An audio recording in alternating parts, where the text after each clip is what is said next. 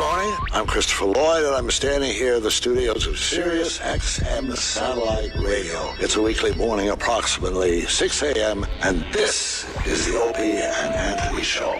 Never before has one radio show been so extreme.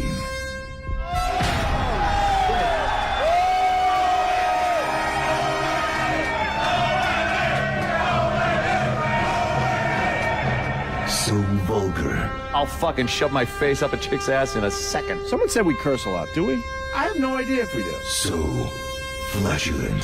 Who just farted? I did, but I didn't know it's time. Like rotten eggs and sewage. Oh, wow, thank you. I can't believe that us sitting around like this is actually a radio show. It's not going to get any better than this. Are we on the air? Oh, we are? Oh, okay.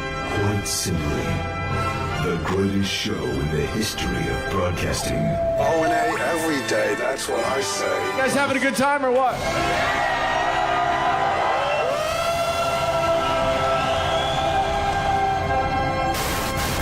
Rules are destroyed and conventions burned to the ground. Would you like to make some fucking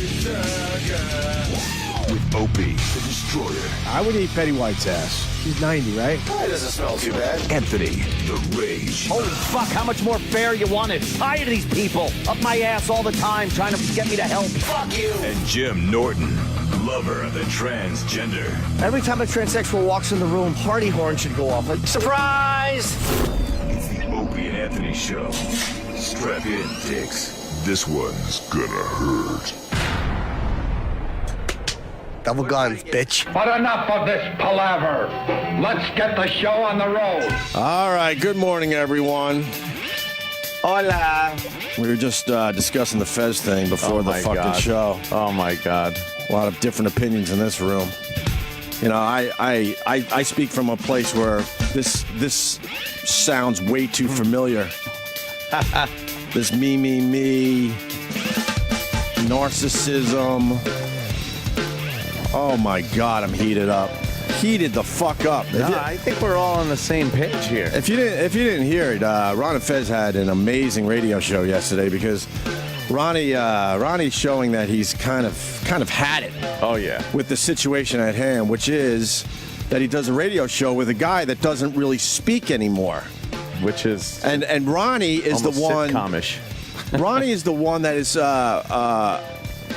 sitting there, and he's the one that's not sure what he wants to do with his future in radio. Right. And some of the options that are milling around in his head is to fucking just walk away.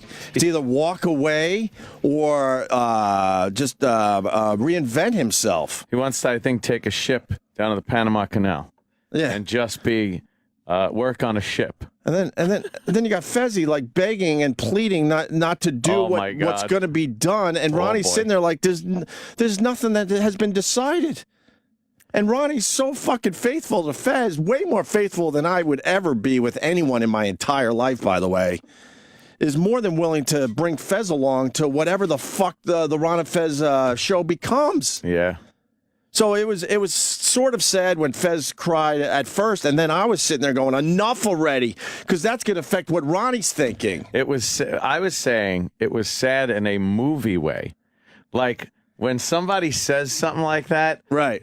Because he was literally weeping, begging Ronnie not to change anything with the show. Right. And but he thinks that the people down the hall are making those decisions. Right.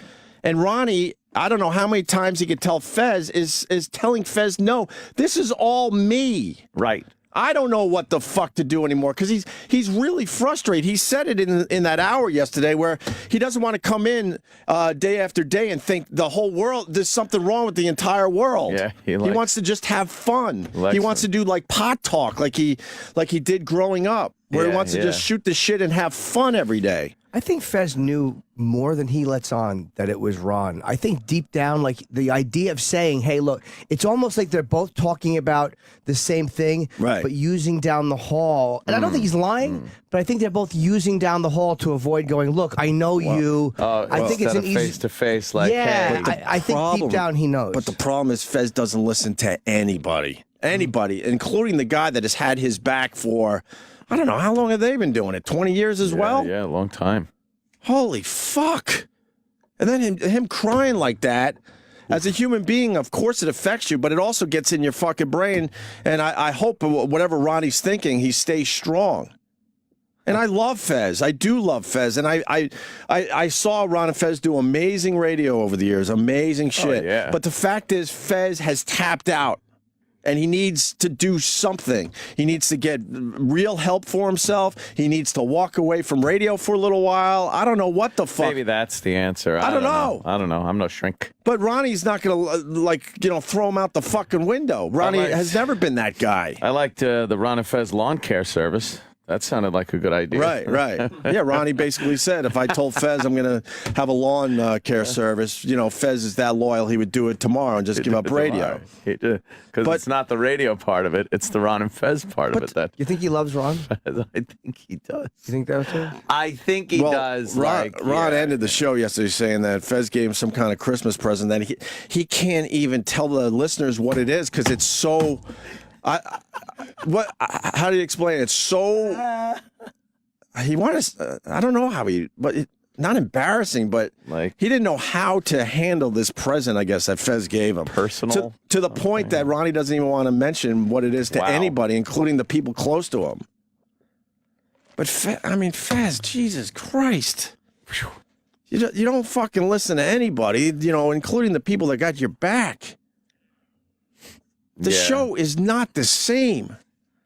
No. And it's finally gotten to Ron. Yeah, a lot. And it has nothing to do with the company. A lot of people were calling in, talking about how they used to listen and why they used to listen, how funny this was and that.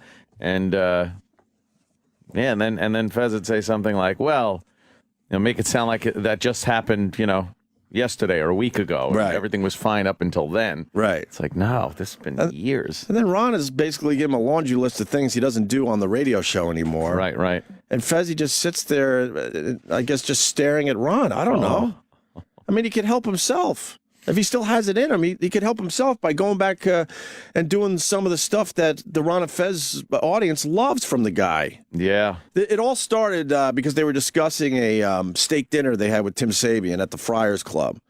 And Ronnie and Chris, I'll use his real name today, and I do know the guy. We just fuck around with all that shit. Who didn't know that? They were talking about how much fun it was. Yeah. And then Tim Sabian goes, I like you. And Ronnie swears it meant I like you, meaning you guys. Oh, boy. And Fezzy's like, no, he was just talking about you. And Ronnie's like, what the fuck are you talking about?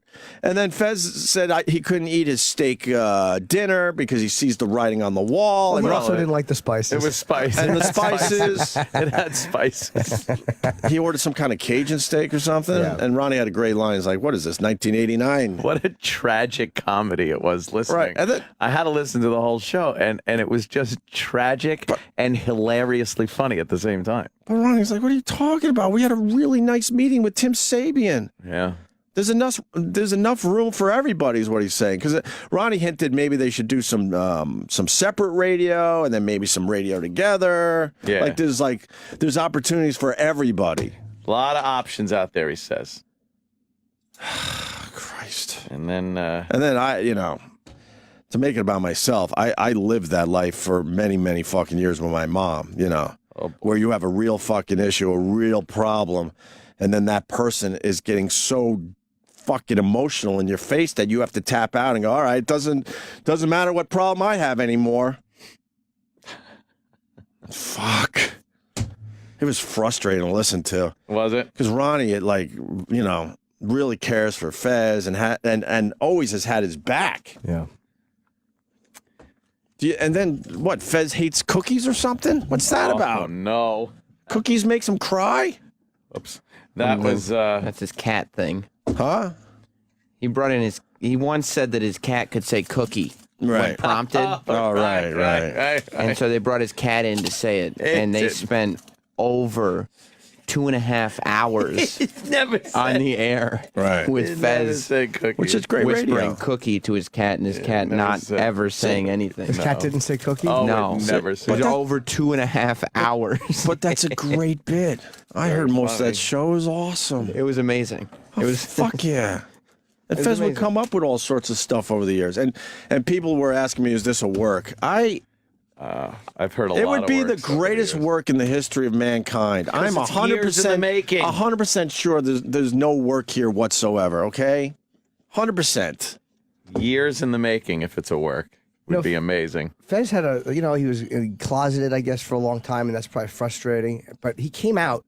Yeah. And everybody accepts him. Right. Like that's like Fez, if you listen, that's a big thing. Like this quote unquote homophobic audience or this male demo. Right. Nobody cared. Like meaning that they liked this guy and it didn't affect them liking him.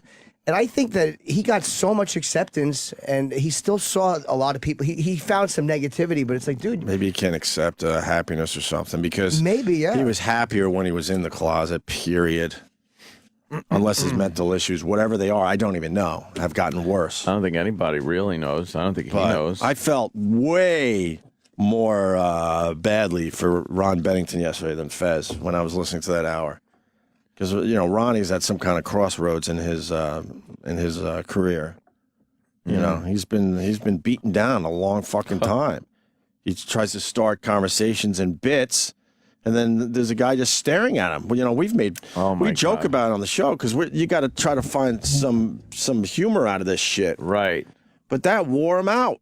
So now Ronnie's thinking, okay, I got to figure out something new here, and that doesn't mean fucking throwing Fez out the window. And as many times as he's going to tell Fez that, Fez doesn't hear it. No.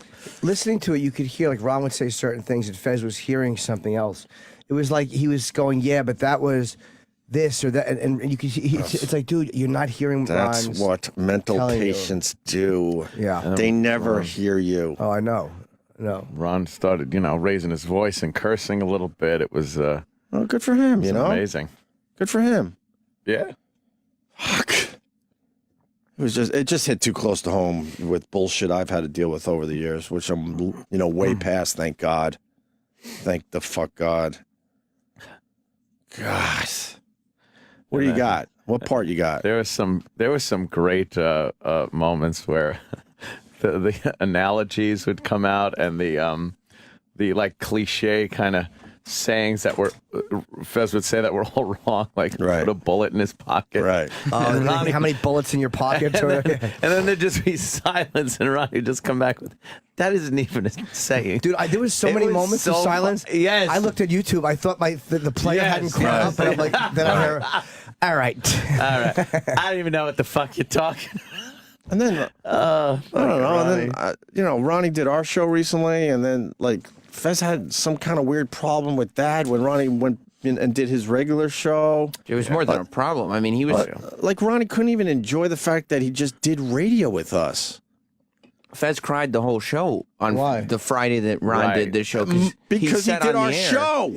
So why doesn't Fez come on the show? I don't want Fez on the show. I'm saying he didn't even try to come in. But I don't want him on the show. Sorry, Jimmy. It was more than that, though, because Fez said on the air that he was convinced that during commercial breaks and after the show that we here were telling Ron to leave Fez. Yeah, there was that. We have never, and I mean never, had that conversation. No, I mean that one email exchange, but aside from that. Ron made it clear that not only had that advice not come from you guys, but he said in all the years of knowing Openy and Anthony, I don't think they've ever given me any advice. Yeah. I have small talk. Friends. I have small talk with Ron when the mics are off, but we've never had a deep conversation about that. And then he's got a comic coming in, and Fez is convinced. Tom Rhodes, Tom Rhodes, he's convinced that, I guess he's there to replace him. I feel bad in a way that Fez is going through some of this mental shit, but oh my God. I hope Ron's, stays strong. I really do. I hope he stays strong with whatever he's thinking, which has nothing to do with us or the company, period. Yeah, it sounds a little paranoid, thinking that. Yeah, and it's almost like I wish I could shake Fez and go, dude, I know you mean what you're saying. He means it, but it's not what's happening. And it's hard when you're so convinced that something is what it is to all of a sudden be shaken out of that reality and to know, oh my God, I'm seeing this all these people aren't after you. They're really not. It's your own perception. I don't know how you break through that because there's a lot of mental people out there that just hear it their way.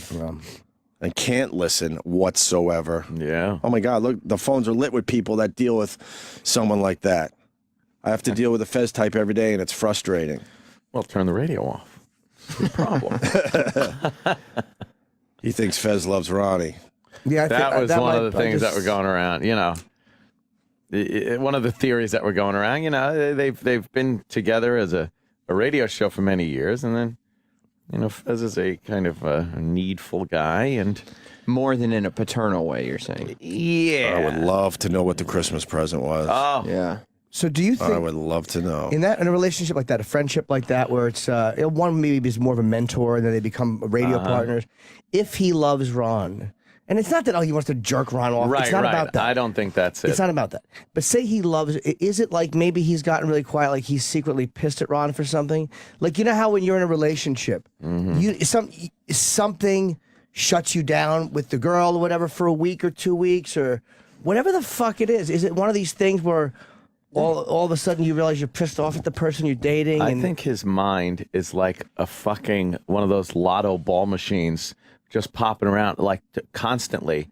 I don't think he could like think for a second to even think of a response to something, a funny line. It's that I think his mind is erasing constantly. I think mentally ill people are, you know, very aware in their narcissistic ways, and I believe that he's aware that Ronnie's not playing his game anymore. That he's losing Ronnie, as far as that shit goes. And if you think about it, you know, the capacity they've been together, like Jimmy said, I don't think there's a sexual thing that he wants with Ron, but there's a relationship there that I think Fez sees in a different way than Ron does. And in a different way, you know, because he's gay, I think he sees that type of relationship in a different way. Again, not sexual. And maybe he knows it's an impossible thing too. Like when you know you're working with someone, if he feels that way, right? You're working with somebody that you have this different feeling for, and you know that you're at the point as far as you'll ever go with it. Maybe that's a frustrating, crazy. I don't That's know. why we all keep it to just hand jobs. Absolutely. You know? Occasionally we'll catch Sam dipping down there to try to get a fucking, what we call the 3 helmet lick. I mean, if we're being blunt and honest today, you know, Fez is lucky that he's here at Sirius XM because the company doesn't really care about our show and Ron and Fez's show. They don't look at it in a bad way or a good way. We're just here. They're a big picture kind of a company. We're just here. Yeah. And if we weren't motivated, boy, could we call this in every day. And if Fez was on regular radio with Ron, he would have been gone at least a year ago. They wouldn't have put up with it. Yep. You got the audio cue to Fez worried about being replaced. Yeah, well, and Ron losing it. Yeah, I figure we want to get to the meat of this shit. Yeah, and we also had the live read that came after all. Oh, the Mrs. But that's just because read. Holy shit. That's just because he doesn't, you know, cookies makes him cry. See, I love Ron and Fez, but I don't listen because by the time they're on, we're off the air and I would go home and go to sleep. So listening to that yesterday, like knowing the dynamics just from being here, was interesting because I haven't listened to a huge hunk of the show, and to hear that happening. Well, wow. I know. Yeah. What's interesting, and it goes to Jim's point about not knowing really what's going on the show. The whole thing started because Fez was upset that somebody called Jim's advice show, right? Yes, using the name Todd and giving out all of Fez's problems, but Jim didn't even know they were Fez's problems. Right. And he was perplexed, by the way, trying to help this guy. The guy called him my advice show, and he was saying something like, "I'm Todd." Did we get that call? We should have got that call. Yeah, maybe we should get that. And E-Rock let me know that he was bullshitting, whatever. Gag. But it was interesting. I forget what the guy said. His father hosed him off or some shit. Oh yeah, out in the yard. But here's the problem with that. Oh boy. So I heard it loud and clear. Fez thinks it's an inside job. Oh yeah. Fez thought that whole thing was an inside job. That somebody actually called up. The devious Sam Roberts probably put it together. Yeah. But Fez thinks that, you know, it's an inside job, meaning someone that most likely works close to either us or Ron and Fez. Right. Even though it's pretty obvious that the guy just listens enough to the Ron and Fez show where he picked up on all the things he needed to. I have the clip from Jim's show if you want it. All right. A bit until I get bored and then. Yeah, but you don't want. Oh, what happened? Sam, your lies are overwhelming. We have Todd in New York has severe anxiety. You know, it's funny, Todd. I go through the bouts of this myself, which makes it hard for me to trying sleep. to help. How are you? Yes, it's so funny listening to Jim try to help this guy. I have a business partnership, and lately I've just been showing up to work, and I don't pull my side. Yet my name. I would have known. Oh, no. Sorry. Just because of the Sure. Just because of the Todd in New York, I got a partner. Do you know, I didn't Anxiety. even know Fez's name was Todd. Oh, okay. I swear, I didn't know Fezzi's name was Todd until yesterday. It's easy to say that now, but knowing what we know, but I don't know. I think I might have picked up Dude, on when I this see one. the phone screens, though, and I see one guy, like, drinking, kind of want to kill myself. And then this guy, with that, this wasn't so outlandish. Right. Him saying that he didn't pull his share in his side in the partnership. Like, all right, it happens. Yeah, there's some damaged people listening to this. There's channel. nothing but fucking creeps call my show. This guy was like the healthiest. A business partnership, and lately I've just been showing up to work, and I don't pull my side. Yet my name's still on the business. Okay. And my business partner's been getting really upset with me. Sure. What are you anxious about? Anything in particular? Everything. My sexuality, my mother. Okay, well, those are big things. So what, are you straight and you think you might be bisexual Jimmy, or gay? He's trying to help. I think I'm asexual, but I think I'm gay. Okay, wait a minute. So asexual, you're concerned because you don't get the urge to have sex very often? Oh, gosh. Right. Were you abused sexually? Not really. My father did hose my ass out in the driveway once. What do you mean he hosed This guy knows all the details. He knows all the little bits that have come out over the years. your ass out with a real hose? Yeah. Now, why the driveway? That's kind of publicly humiliating, no? Yeah, it was. So what was the motive of that? I'm not sure. My father recently died, and I think he might have been a closet homosexual, perhaps a pedophile. I'm not sure. Jesus. Wow. Oh, is this fake? Are you joking? That was E-Rock indicated. Oh, and there he All right. goes. There he Thanks, goes. E-Rock. And that's what got. Yeah. I was annoyed the guy hung up instead of saying yeah, because E-Rock, I think, was making the thing like... I kept going, no, it's fake. And then finally, when he said hose my ass on the driveway, I was like, Jim, it's a fake. Jimmy thought you were saying, I want a steak. You know? So it went on longer. I'd go for a steak. I would love a lovely steak. As long as it's not too spicy. Yeah, but then like hosing the driveway, like what a fucking... Spices up. But that was the that was one of the triggers that led to what happened yesterday around the Fez. By the way, I don't like that the one clip of my show we play on this show, it has to be me going right to molestation. Yes, but that was a fair question. Mm-hmm. All right. So here's Ron and Fez from yesterday. This is where it starts getting very good. What does that mean? I don't know what it means. No, sorry. What? We should find out what they're... Yeah, please, Sam, find out before you get there's that kissed. There's that dead air and then the Bennington sigh. Luke, you're on the Ron and Fez show. Yeah, Fez, I won your fat, ratty bull shirt about 3 weeks ago. I was just wondering if you want me to send that back. I'm just in the packaging, and it sounds like you might miss it a little bit. No, keep it. It's an old Fez shirt. Probably won't need it. Oh, Christ. What does that mean? I don't know what it means. Then when you do know... I don't know what any of this means. Well, when you do know, this would be the time to have a conversation. But to come into someplace and...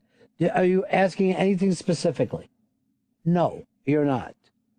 You're just saying you don't know what things are. How could you not know what things are when you sat there and had the dinner?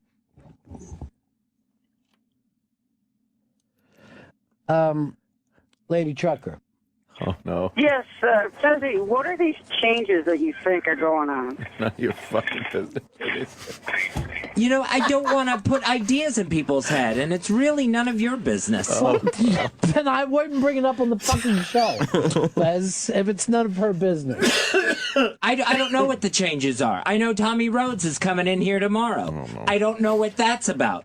Why is all of a sudden, I didn't see his name on a booking sheet or anything. I don't know why Tommy Rhodes is all of a sudden coming in here. Tommy Rhodes is one of the best fucking comedians on the planet Earth. He's an old friend of mine. He's an old friend of ours. And he's stopping by tomorrow. It just seems weirdly coincidental. In what way? Because I don't know what's going on with me in this company. Yes, you do. I was expecting to hear last night. And the Russians are trying to take over, and the colonel left the messages in the Dropbox, but I have to do the mathematics. What's that from? Beautiful Mind. Oh, yeah. This is like... Yeah. Go to Fez's house and there's just fucking magazines and newspapers stuck to the wall with threads connecting words. Supposedly no one's allowed in Fez's house anymore. Maybe. They said he announced that on the radio, I think. Yeah, a couple days ago, they said Fez stopped cleaning his house, so he doesn't let Getting people new over. radio transmissions from the military. Did he stop cleaning his house? That's what they said on the show. Oh, boy. It seems weirdly coincidental. In what way? Because I don't know what's going on with me in this company. Yes, you do. I was expecting to hear last night at the going away party. Going away party. Jesus.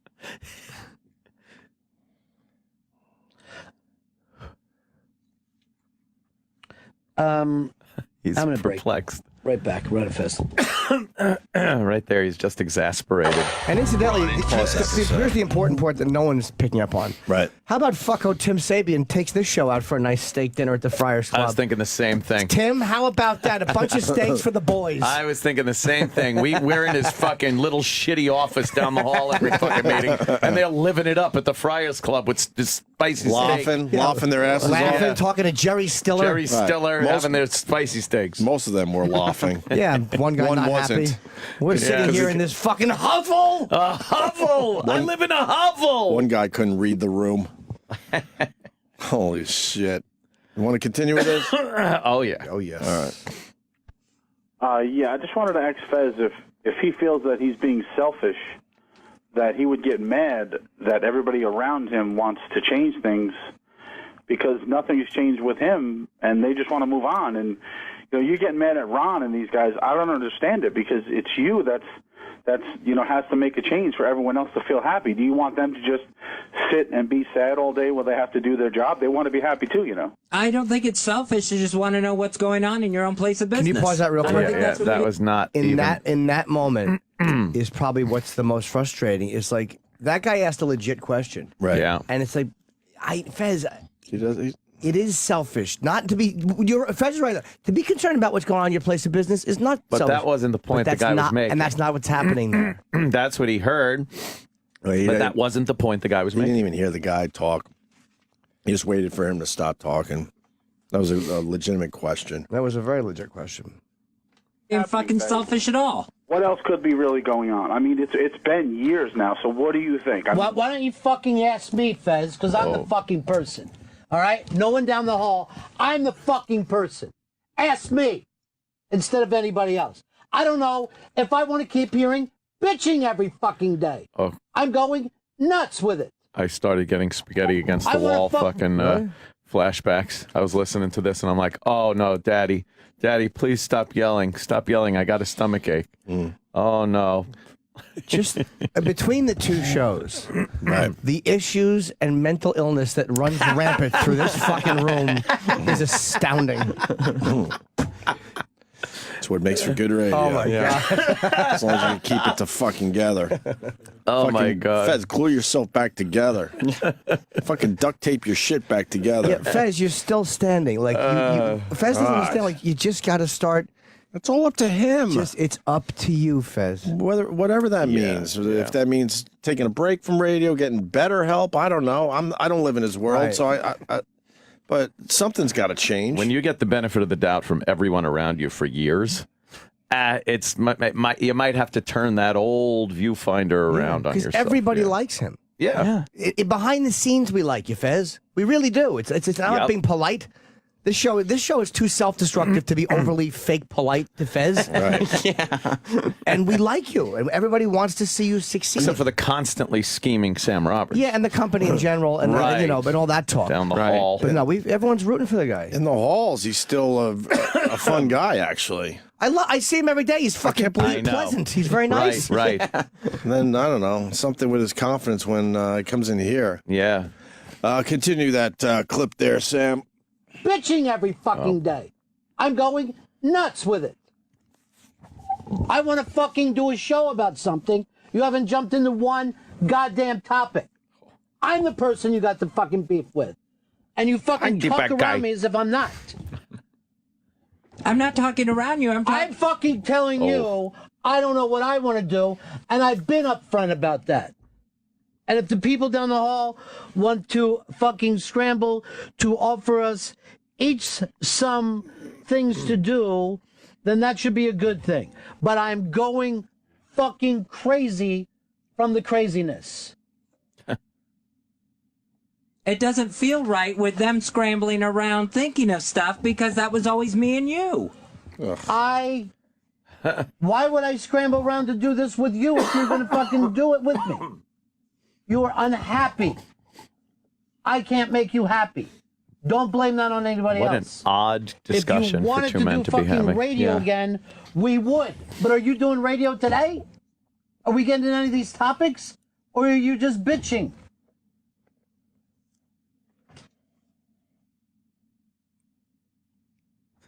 See, nothing. This is where I'd look at my radio. I haven't paused it. I thought the fucking YouTube thing No was... one fucking started. I didn't pause it. But me.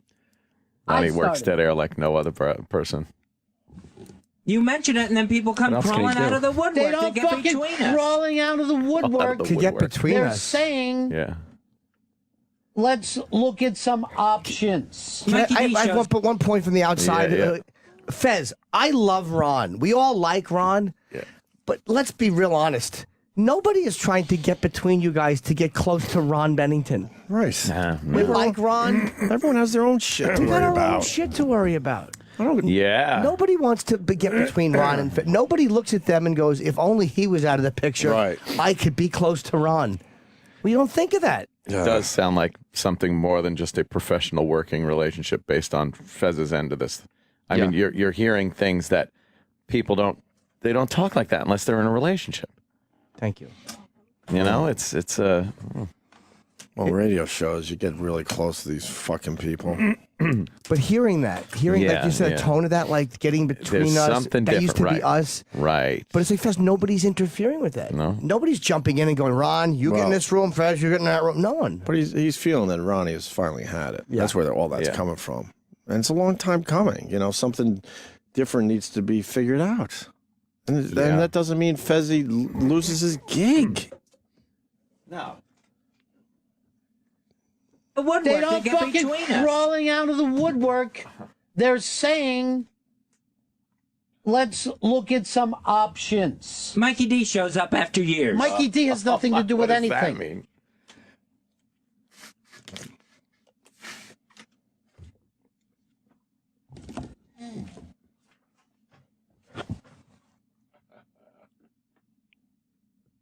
I've told you before.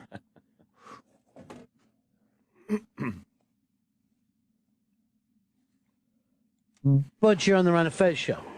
Hi. Can you hear Turn me? your radio down, dude. Sorry about that, man. I was just saying that, with Fez's paranoia, he's creating a self-fulfilling prophecy. So, if he feels bad things are going to happen, he's creating this himself in his mind. So that learn how to change his mindset. The more you dwell on it, the more it's just going to keep bringing it to people's attention, things that they might not have thought of. You follow what I mean? I was dwelling on it all last night. That's nothing to brag about. That's not your fucking job to dwell on stuff. It's your job to bring up fun topics that we can all talk about. That's your fucking job.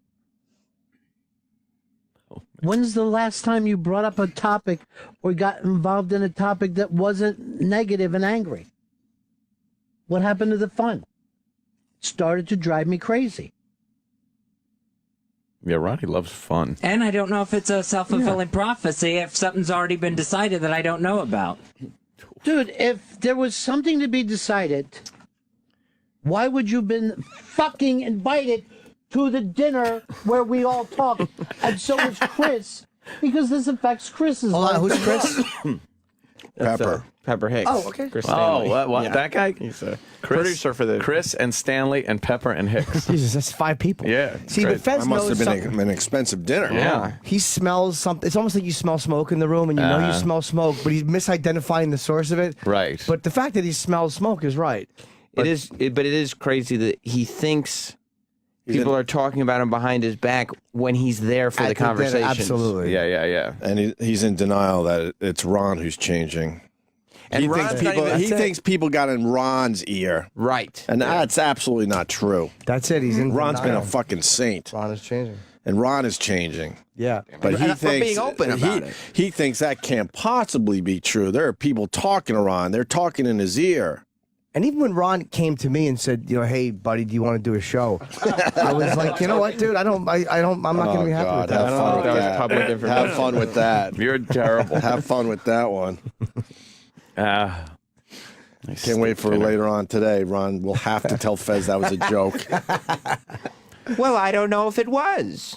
Where's our Tuesday? What do we got? The meeting in his fucking Tim's glass sarcophagus down the hall? Is that it? Or do we get steak? No, we don't get that at all. They'll probably bring in Steakums and fucking make them up in the steak. You know how smoky that room would get? That'd be great. His tight. I bet you they made him fucking take the drapes off his window because he would pull his slacks tight, and you'd have to like look left or right where his cockhead was. Big ball bag. Tim's vibe. He's fucking shuffling some Steakums in a Yeah, pan. we heard your immediate destination. Stop playing with yourself through your fucking pockets. Chatter, Maryland, this whole situation started last week when Ron sat in on your show. Yeah, I want to say that again. Oh, yeah. Ron had a really good time, was feeling good about himself. He was just sitting around throwing the ball around, fucking laughing and joking, all light and easy. And he says at one point during yesterday's show, he said, because of course Fezzi was upset about these guests that he apparently didn't know about that were coming in, and Ronnie's like, I just want to talk to somebody. He goes, I'd have my old lady, the neighbor, come in just so he could talk about something. Right. And then he goes on his show and has to feel bad about the fact that he just did our show. That's all that was. Yeah. He likes to do our show from time to time. Why would that happen if it was being fucking sneaky? Because I thought something was going to be said last night and it wasn't. Dropped. That's like the fork with the finger of God. It's not paused. No. Mm-mm. I'm going to jump out of this fucking building one day. I'm just going to go to the goddamn window and jump out of the building. It doesn't even make sense. Wow. Lorenzo, you're on the Run and Fez show.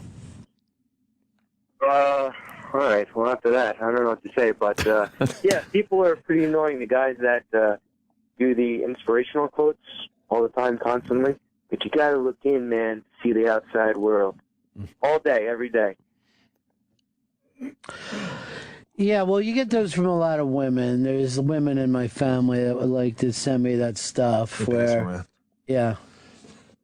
And sometimes I fucking change them up or come up with the bad and send it back to them.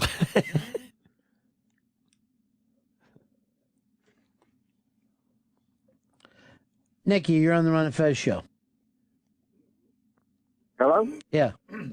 Yeah, I just want to say I started listening maybe a couple weeks ago, and I thought Fez was the other guy. I didn't even realize. I mean, Fez does. I guess he hasn't been talking much lately, but so that's worth admitting. But I also want to say, Fez, you're taking a lot of bullshit, man. These guys aren't exactly respecting you. So if you do lose the job, who really gives a shit, man? Just have fun and be confident. It's not my plan to get fired. Look, Fez, this guy's been listening for 2 weeks. He understands the dynamics. I'm Chris, by the way. I'm not the, You better figure out how to fucking explain yourself, too. Yeah. You walk around, I'll tell you this, right now, today, you look like the catcher for the show. Because you got a fucking hat on backwards, and you're not in the game. Calling signals. You know you're past 30 where you can even get away with that kind of shit. Yankee fan, let's show it off. Tries to keep it a little light. Bill, you're on the Fez show. Hey, Ronnie, I don't even know how to follow that act that you just laid out there, but Fezzi, you should take Ronnie's advice. The guy loves you to death. It's put up or shut up, and maybe you need to take a fucking long leave and get yourself well and figure it out, because you used to be funny as fuck. Fuck it, it's really getting tired of listening to it all the time, buddy. I wish you the best. There's not a fucking... The option came up that we could take a fucking sabbatical. Oh. A lot of different options came up, which is Fez is acting like negative today. And I'm telling you something. Obviously, I wasn't going to come in and talk about any of them until after we're settled. But the last thing I would do when a vice president from the company says that we like you guys and we want you to feel good about yourselves, and if you need to take time off, 6 months or whatever, I get it. You've been doing radio a long time. The last thing I would do is come back and shit on that person and disrespect them by acting like something else is being fucking held back. That sounded like he just wanted to get me out the door. Oh, Christ. And I wasn't going to give into it. Give into what?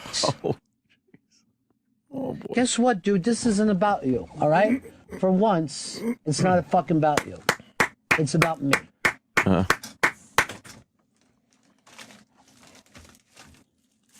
that's why I didn't fucking go in there and say, I want you to fire Fez. I know you would never do that, but I don't know what other things are operating around here. God damn it.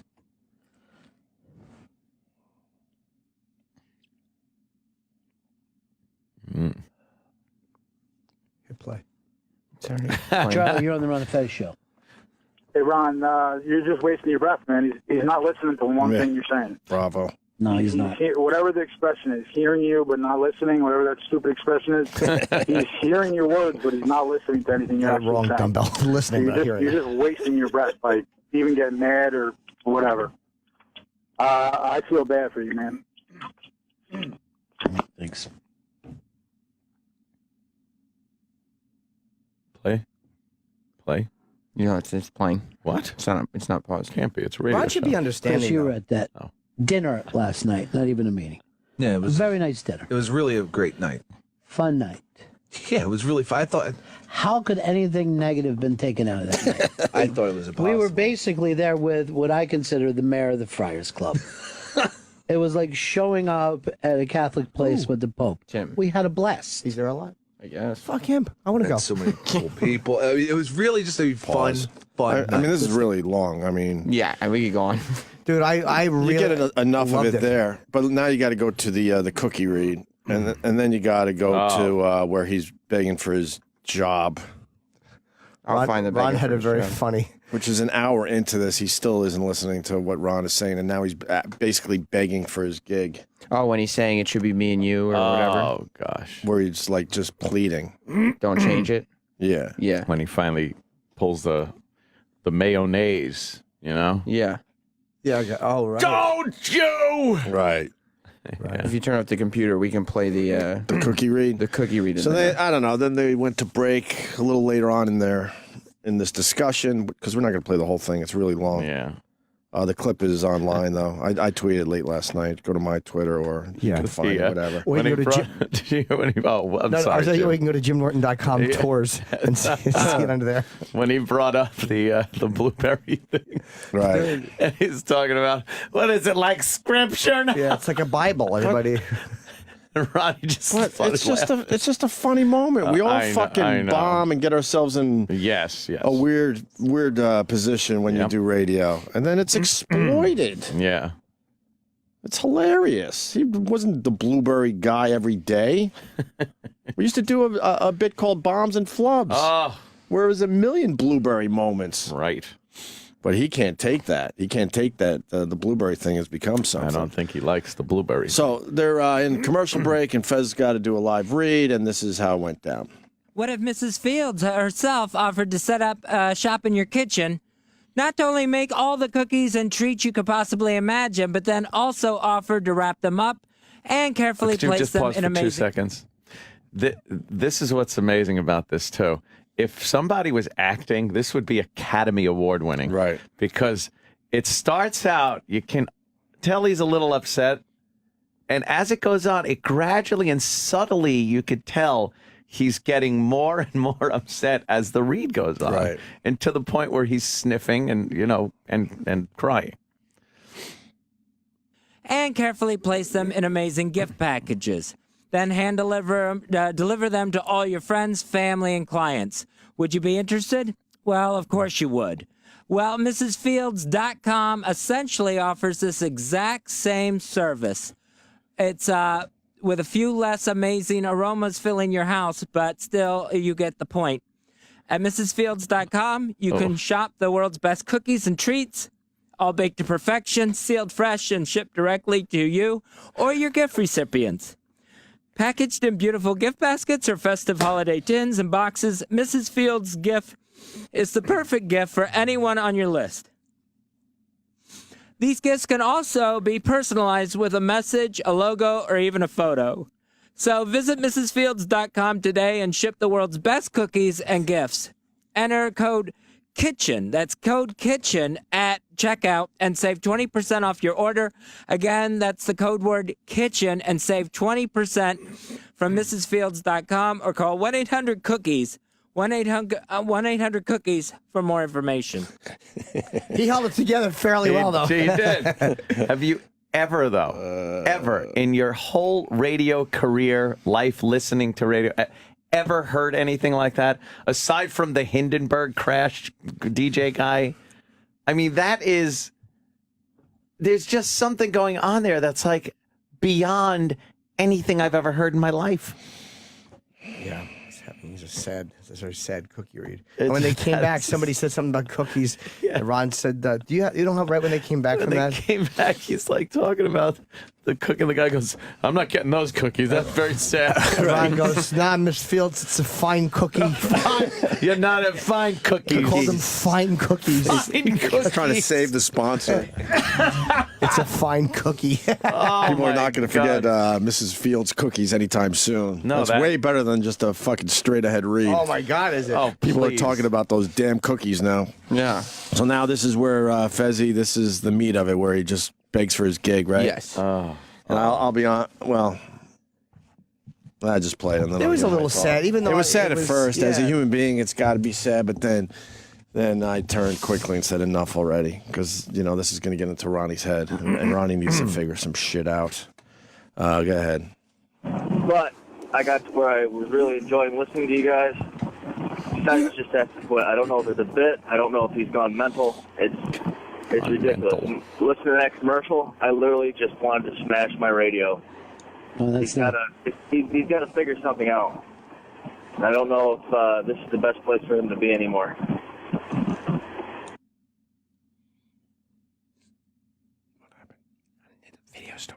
The show's still playing. Oh. Seriously? Yeah, Sorry, I was just getting emotional during the... Yeah, we were all aware of that, and you're emotional during the entire time. I'm just going to throw this out there. Oh, no. Please, Ronnie, don't change anything. Please. Christ. I'm just asking you. It's been a long time, and I'm just saying, Ronnie, do not do this. Don't let them do this to us. Fez, don't do it, Ron. Fez, can I just say something to you? I literally... Don't let him change this. I prefer Angry Fez to this. I prefer Angry Fez to this, he says. Don't do it. I don't know how else to put it out there. Don't do it. Can I just ask you to do something? Have some respect for yourself, dude, and for us, instead of this.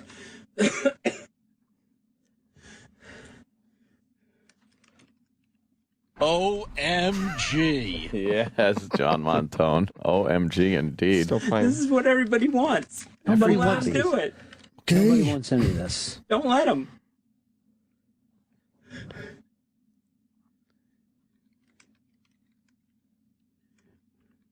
I was only joking.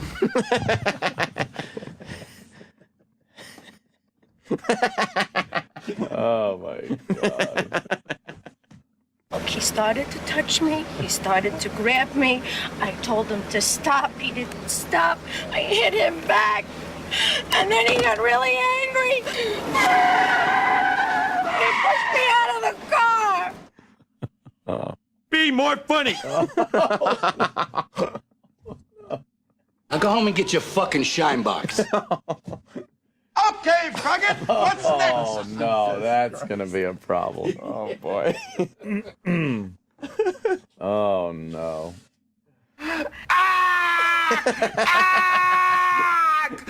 Oh, it feels good to laugh.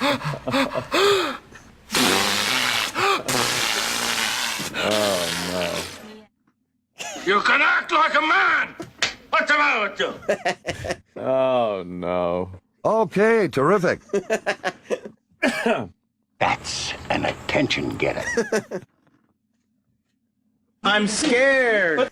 Oh, no.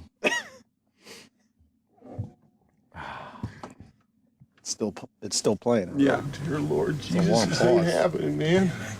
This can't be happening, man. This isn't happening. Oh. Shame, Oh, You folks fell on your face. You get an F- in my book. Don't you do it! Don't you! I got nowhere else to go! I got nowhere else to go!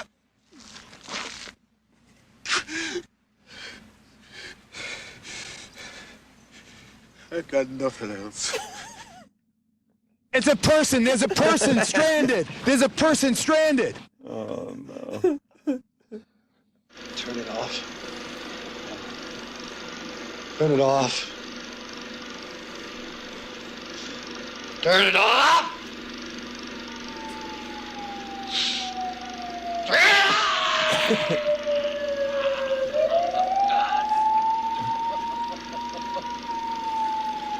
Turn it off, please.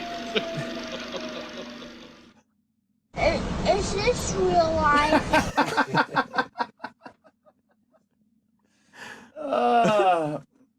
Easy, he sure ran that one into the ground.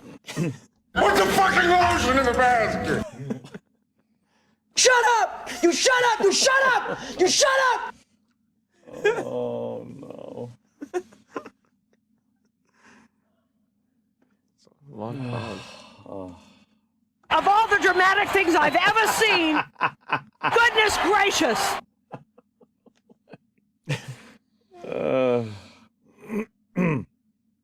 Pardon my French, but you're an asshole.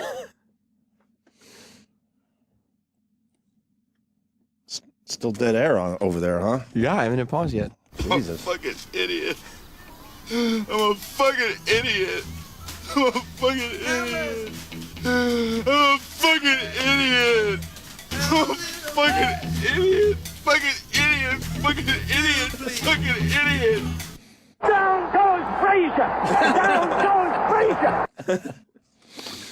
Oh, my God. Damn. Yeah. The attitude dictates that you don't care whether she comes, stays, lays, or prays. I mean, whatever happens, your toes are still tapping. Oh. That's funny. Makes sense.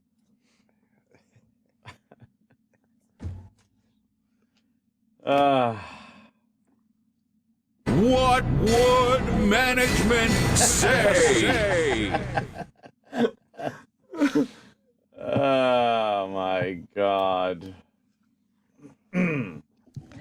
I gotta say, there's a lot of people in radio smarter than you two, but there's nobody better at doing that. Oh my God! John, you're on the Fez show. Oh, there it goes. That's a lot of dead air. John, don't have you, buddy. Dave, you're on the Run of Fez show. Hey, buddy. Hey, you remember the Afro show, yeah? Yeah. Yeah. And so me and my buddy, this was about 5 or 6 years ago, we were both in 100% agreement that when it came to that show, the funniest guys were Ron, Anthony, Fez, Opie, then Earl. Now, we're in agreement that the funniest guys are Ron, Opie, Anthony, Fez, Earl. Oh, I dropped a notch. Sorry, buddy. It's great. Appreciate it.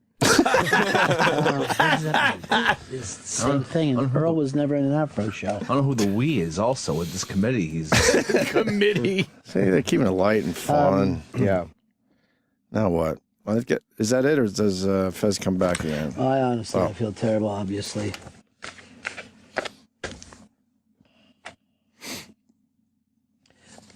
We have all these funny things that people wrote up on the thing about the toenail bit yesterday, but I think it would be crazy to read them off now. I know, they're hysterical, but the... Yeah, then they go into their... Is that about it? Or Yeah, does Fezzi come back? I think he does. A little bit. You get the point again. After that, you know, kind of lost it there. Yeah. That was like almost an hour in. Yes. An hour of Ronnie basically saying that there's no shit going on down the hall. It's all him. And Ronnie's trying to figure out what he wants to do. And no one is influencing his decision. It's just all in his head. Fez decided to completely ignore all of that. Let me ask you and then have the huge breakdown. Please don't do what they want to do. If Fez started talking more and really kind of coming back a little bit and doing some bits, do you think that Ron would be so happy just to have him back doing his... Oh, hell yeah. Yeah, of course. Absolutely. He doesn't want to walk away from Fez. No, he wants no. to do the Ron and Fez show. He wants to do the show with Fez, but Yeah. Fez isn't there anymore, so... That was, but the whole, when he just started losing it like that. Yeah, Oh, it's a my little God, sad. that's crazy. Because I do like the guy Wow, a lot. I feel And you bad. see him in the hall, and you're right that he's comfortable. It's like you feel like you're talking to a confident guy. Yeah. But you're right. Something happens when he comes on the air where it seems he loses his confidence. Yeah. We got Steve the therapist, this idiot. Hey, Steve. needs fluid in his Lay mustache. down on the couch and he needs some tissues, absorb some fluid from your eyes. maybe a doctor like me birthed him and stretched his head out a whole lot and then crammed it back in with a crowbar because I didn't know what I was doing. Go ahead, Steve. Morning, it's the attention-seeking idiot. Oh, you heard that? Sorry. We weren't supposed to hear that part. Oops. Yeah. Hi, Steve. Good morning. This is what I think is what's going on with Fez. It's no secret he's had his behavioral health issues. I believe I heard him say he's on medication. The problem is this time of the year, with decreased sunlight, a lot of people's depression gets worse. And then there's... Drink some orange juice or milk, whatever the fuck. Look at the sun when it is out. Oh, Christ. Stare at it as a matter of fact. Yeah. Although Troy does have a light. Troy's got the light. He's got the happy. You know what? I got to retweet the happy light fucking video with Jim Norton. I have happy light, too. It's in my office. Yeah, do you? An hour. It's cool. But It's a train headlight. Why didn't we have this shit, when we were growing up? I don't know. We went outside, we got a little Seasonal sun. depression. Well, how about we stop inventing shit? Well, that would be terrible. We just phones. Well, but as a human race, we just invent excuses for why people could be just fucking miserable and sad. I think we develop better insight and can diagnose things more accurately. Oh, you think that's really? Taken from your professional fucking side of it? Of You know, course I you're gonna can't say help that. it. I was diagnosed with. You heavily use that as an excuse? Yes, and then they never really do what they need to do is get their own shit back together. And then the acronyms aren't even good enough, so they got to add a letter in front of it. Right. Like ADD used to just be ADD. Right. And now it's HTMLKDLTDT. I get we had to diagnose some shit, but I think now we're getting into too many subcategories. You're not allowed to just be down in the dumps anymore. Oh, no. What's the reason? Your kid can't just be an asshole. Right. Well, I was diagnosed with AHBD. That's difficult. What's that? Adorable, huggable boy disorder. Oh, so you're cured. Yes.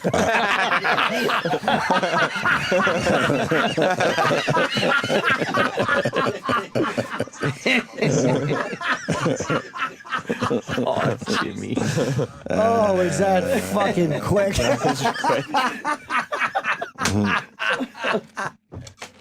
what Fez could do to you still. Hold on a minute, sir. I'm The laughing shrink. Right. at the brilliant quick line that Anthony just fired out as he was digging in his nose with a tissue. That's the beauty of that, is he's literally just blowing his nose and that's shot out.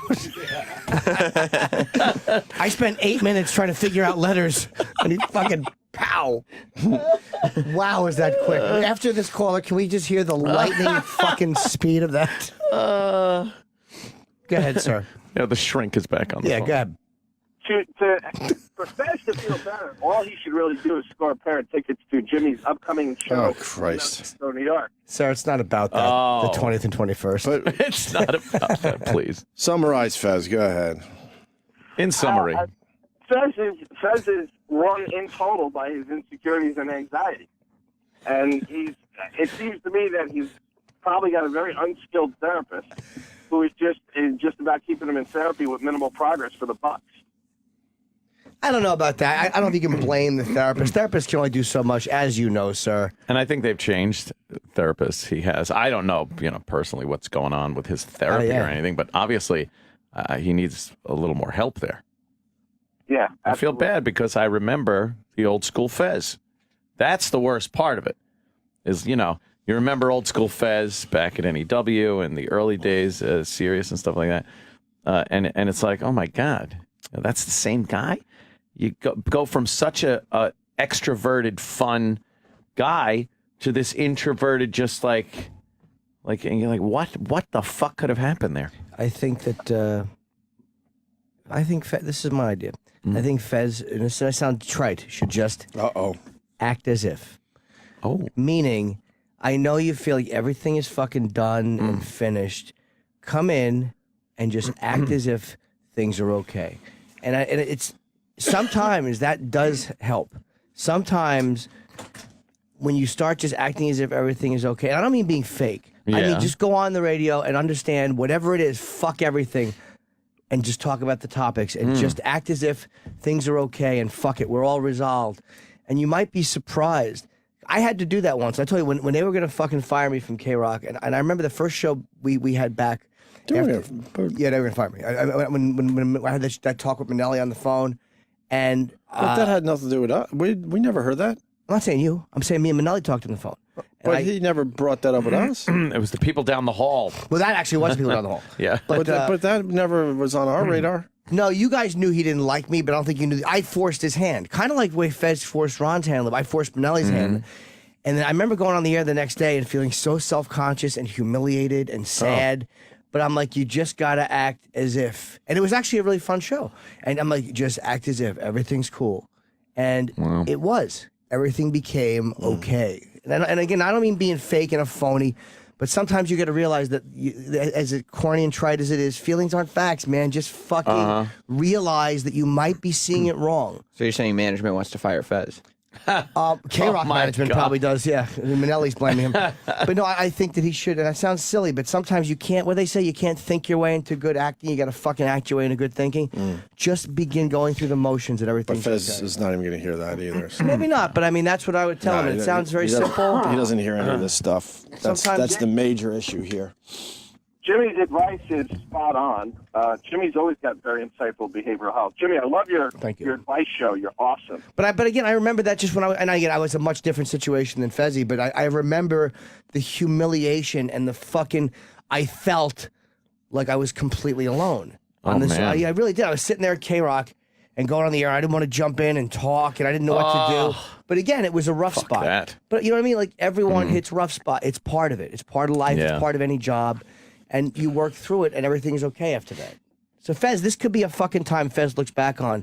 In 5 years, Fez could go, oh my God, what a dark fucking time that was. I was going through this medication shit and having a hard time. And Yeah. Whew, you know, you could do that. Yeah, You're not out of the game, Fez. You're still here. Yeah. Stop acting like it's been decided, and you don't have the noose around your neck. You don't. You right now might be looking up at the executioner's thing, but they have not put the noose around your neck, and neither of you. We're all talking about Fez. Yeah, but I mean, it's a radio. That's one of the issues Ron has because he said it. It's not about you, Fez. Yeah, that's true. This is all coming from Ron. But Fez is the one once who... again, we all focus on Fez. Because if Fez changed, Ron is okay moving forward with him. Right, of course. You know what I mean? Ron doesn't really... With Ron, it's like, however much of the situation you can handle is the only thing you can tell. And Ron, Ron is not having the same... Ron's got different tools for handling this stuff. Yeah. Didn't he wrap up the whole thing? It's not on that video, but it's on another... It's on another site where they wanted me to, sign up for. Yeah, I didn't do that. So I either. bailed on that. It's in the description. Yeah, it's Share Beast, but don't click on half that shit is spam. You hit play now and it's spam. Like none of that what ever is works. Share Beast? Those big links that say download and play now. What do you call share now after all that plastic surgery? You could try it. I tried. Wisconsin, you're on the Run of Fez show. Oh, it was that easy, Yeah, huh? man. Yeah. Hold on, pause. Over now, but See, but it says download, play now. I clicked all those, those and are it was all just that ads. tiny little play. Oh Yeah, my that's God, all what it an is. idiot I am. No, I did the same thing, dude. I did, right? I didn't click anything. I said nope, and I went Well, away. it was clever on their part, but then I bailed and said, you know what? I'll never use Share Beast because You they're know what? fucking sneaky. Another clever, sneaky thing they've been doing lately that I've noticed on Twitter. If you click on the link that has like, hey, here's 15 pictures of the hottest celebrities or something, and like, oh, and they got the first picture, right? And then they got a bunch of links that say next, right, all around it, that are big next. Sure. So you assume that you click it to get to the next picture, and it takes you to some fucking ad site. Shit. Meanwhile, the next you need to click on is this tiny little next. Dude, there's 6 buttons here that say download. Yes. Right. And I clicked None most of them of them. download. Yeah. And then my computer started like freaking out. So I said, fuck this, and I'll never use Share Beast ever. It's like 3-card Monty. And I recommend everyone out there don't use Share Beast. They're fucking sneaky. Look at him. Share Beast looks evil. It is evil. Little horns on him. He's green. One eye. Go ahead. I just wanted to tell Fez that he's begging you not to do this, but he's the one that's done it. It's like that dude that cheats on his chick all the time, and she finally catches him for the last time and says, I'm done, and now he's begging, don't do this, don't end this, Well, I don't know. It's just If it means anything to you, I just got to note that Fez is down the hall with, and I'll be joining him shortly. Oh. So, like children. Like children. They can't even finish the show. Like children. Who's down the hall with Tim? Oh, boy. Mark, you're... Wonder how that went. Sean, in Vegas, you're on the Run of Fez show. Yeah, it is kind of over now. I just wanted to say, though, Ron, you've handled it pretty well all this time. The first show I ever heard was was Fez trying to talk to his cat and get the cat to say cookie. And I've, believe it or not, kept listening from there. I've loved you guys. Thanks, dude. Fez is awesome. But, yeah, dude, my heart breaks for him because I know as much as I love Fez when he's on, it's just not healthy for him. It's just not. All right, thanks. He seemed to feel differently. Fez seemed to feel very strongly. Just slight. That he didn't want the change to take place. Well, Fez never been a fan of change. Garth, you're on the Run of Fez show. Hey, Ron. Hey, no matter whether I die tomorrow or something changes the show, no matter what, dude, I just want to say thanks for everything, man. It's been great. Thank you, my friend. I appreciate it. Exactly. What kind of call is that? I know which option I'm hoping for. We will be back here tomorrow. That much is for sure. I believe we have Susie Espin stopping by, and also the internationally famous Tom Rhodes. Oh, I heard Tom might be getting a gig here. Oh. I don't know if that's everybody knows. Chatter down the hall. Yeah. Oh. The halls are a buzz. Yeah. Coming out of the woodwork. You want to keep going? Yeah. A lot of comedians out there on the road. Very few of them play the planet Earth the way Mr. Rhodes has. Bob, you're on the Run of Fez show. Man, Ronnie, it's been a great ride. You got a fantastic show. I used to listen, I'm truck driver, I used to listen to you in Florida. He was on FM. He played some crazy-ass band. I'd be out there right at the edge where it loses the signal. What? I'm over the rest area and was sitting there listening to some off the rail shit. And then it's all of a sudden you went off the air when he ended the show. And it's like, these guys were so fucking whacked out you didn't know when the show was I think the callers are shell-shocked at this point. God, they chasing you guys do that shit all the time. All right, I appreciate it, dude. And by the way, that was a completely different show than what I do now. Every several years, I honestly believe a human being must reinvent the way that they work. And that's what I was attempting to explain to Fez. I certainly feel like the show that he's talking about that we've always done has been like 5 different shows. Let's go over to Kevin. Kevin, you're on the Ron and Fez show. Hey, Ronnie, I'm just wanted to tell you thank you, and I'm proud that you finally stood up to that bully Fez. So, congratulations. Oh, I don't know if I did that, but Patrick, you're on the Ron and Fez show. Hey, Ronnie, I got XM radio in the special package for a few reasons, and you're one of them. So, are you gone, or can you tell me what's happening? Is your show over? The thing is, it's not been a hidden thing that we've been talking to Tim Sabian about doing something different. That has sent Fez into a fucking tailspin. There was an ad. Cough plus chest congestion. That's well timed. Fuck Share Beast. I'm serious. We can probably get this audio. Yeah, but I said it to Greg Allman once. Yeah. What a pathetic fucking company Share Beast is. I didn't know where they. In the middle of an audio clip that you're trying to listen to, they pop an ad on that you can't even click out of. Oh. It's all, you could go back to it. E-Rock, what do you think? You didn't hear me when I said E-Rock. What'd you say? You got that, E-Rock? No, I was dealing with something else. What were you dealing with? I have to ask. Yeah, what was going on back there? We were just going over timing something with the log. That's all. Were you on your back and she's squatting over you? Yes. Was he dealing with something, Sam? I don't know what he was doing. Timing something with the log. I didn't have a clue. He wasn't listening? No, not for a second. E-Rock. Like I would, in my dumb mind. This is a crazy house. It really is. I was thinking as soon as we even started talking about Share Beast, yeah, he would have been on there like, oh, let me just in case find it in the system. Right. Share Beast stinks. But then we played it from Share Beast anyway, and then I go subtly, I'm sure we can play it out of our system. You got the clip? And we talked for minutes. Oh, he's got. Oh no. I don't have the clip that he has there. No. Why? The Because log. you just went to that. I didn't have time to go through the whole thing. I have your other clip ready to go. You don't have time. It was just at the end of the show. It was a quick wrap up. Which you go to the end of the Ron The and other Fez clip show. I did ask for. Yeah, I have that sitting here waiting to go. Okay, how about, now we can hold that one, but how Yeah. about the one Sam is doing? Right. I'd have to cut out of this one because this one isn't saved. Well, just save it. Take you 2 seconds. But a beep, but a boop. He wants to talk. Depending on what year. Well, he's working on logs. All right, go back to this Share Beast, and hopefully they don't give us another pop-up. Horrible fucking site. Not to blame Fez, because it's my own responsibility, as I just feel like I've been worn down.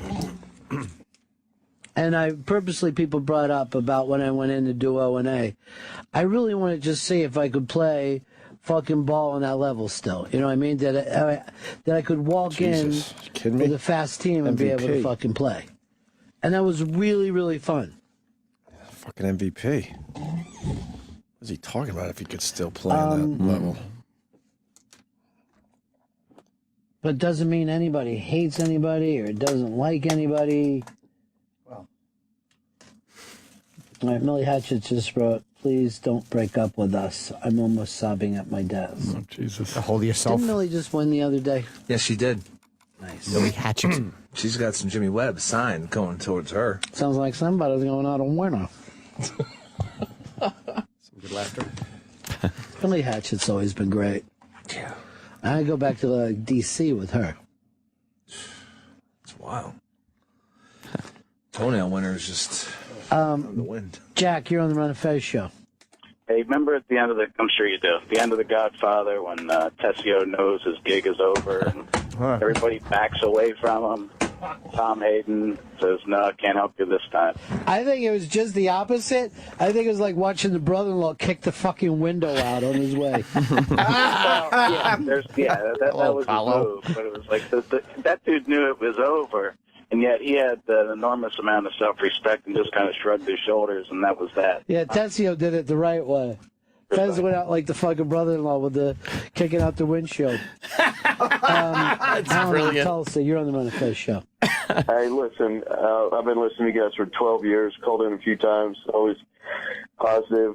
This has by far been the best day of radio, as awkward as it has been. To hear you finally, well, not finally, I know you've been doing it for a while, but just to really state your opinions in concrete. And it's just, I want to thank you for everything, man. All right, Alan, let me say this, though, and I know I got to go in just a second. But if that was true, then why does it feel so fucking awful? Oops. That everyone's saying, oh, somehow just stating the truth is better. But I can tell you from experience that nothing feels that fucking bad. My humble opinion, because he was manipulated by Fez. That's why it feels so fucking bad. Just my opinion. You think? Yeah. Yeah. Fez got into his head. That's what those people do with their craziness. I am... Ronnie, you should stay strong. I don't know if he wants to hear my 2 cents, but stay strong. You know what you got in your head and what you need to do. And I know you're not a bad guy, and I know you got Fez's back, but fucking stay strong. That is my advice today. You know exactly what you want to do, so do it. Uh-oh. But you got to stay strong. This is going to fan the flames. I don't give a fuck. I really don't give a fuck. I dealt with this my entire life. Because then all these fucking crazy people get it into your head, and then you're like, okay, I guess I could deal with this a little longer. All right. When you know in your heart what needs to be done. And to Fezzy, Ronnie still has your back, even though he's going through major fucking changes in his head. God. Play. I'm going to be back in here tomorrow. Susie Essman will be a guest. Tom Rhodes will be a guest. The initial thing was that we were going to get something together, and I got to go down and figure out what's going on with Fez right now. See? You know, we were going to do this a little more. Is that it? Maturely, a little more like adults. We will be back here tomorrow, though. It's a promise, and we'll see you then. That's the end of my show. Donk. No. Well, he has to go down the hall and deal with Fez, even though this is all Ronnie and what's going on in Ronnie's head. I go down there with Tim Sabian. Right. Have a little chit chat with the three of them. I'm sure that was comfy. I'm sure. I'm sure today's show when the comedian friend comes on. I don't think anybody will be listening to that show today. Comfy. Oh, I disagree. You think at this point Tim's like, what the fuck did I get myself into? He's got 2 miserable shows that don't believe in this place anymore. Have fun, Tim. Trying to figure this out and remotivating everybody. You got them spicy steaks though, because this place fucking kicked us down. Yeah, Tim. How about you take the crew here out for a pepper-laden shitty steak? Yes. I'd love a nice spicy steak with my pal Tim. Oh. I like Tim. Yes. His giant head. I miss him. Take me out for a steak, Tim. I'll fucking jerk you off. I know what the present was, by the way. Fez gave Ronnie a Christmas present. I wish you found that part of the tape. Eric? You got that, Eric, maybe? No. He states matter-of-factly. I love it. But Ronnie said that the president is so... I guess the president made him so uncomfortable that he doesn't want to tell anybody, although he brought it up on the radio. So I think eventually what happens with radio shows, and most of you people are pretty knowledgeable now, if it's brought up on the radio, eventually it gets out there. Yeah. Sometimes you can't do it right away for whatever reason, but I think eventually Ron will tell his audience what Fez gave him for Christmas. A Christmas present on December, what? It would have been like 2nd or 3rd? Yeah. So it's a weird time to give a Christmas present. I think it's a promise ring. Oh, my God. I think it's a promise ring. Do you think it would be something as personal as, I as think, a ring? I think Fezzy gave Ronnie a promise ring. Oh, man. Or remember that douchey, that half fucking necklace? Maybe they both got a half necklace. He wears half. Best friends with a heart. And Yeah. Ronnie What's wrong with wears that? half. Yeah. Oh, that would be nice. Would you guys wear them if I got you that? This is wonderful. I'd put my half on a homeless guy. There, you're connected. All right. We should break. It's been a while. We're going to start our show next. Nice. Can we hear Anthony's lightning fast line? No. Sure. You want to do it now? It's so fast. Do it into break. Oh. Eric, and do it well. Well, I was diagnosed with AHBD. That's difficult. What's that? Adorable, huggable boy disorder. Oh, so you're cured. Yes.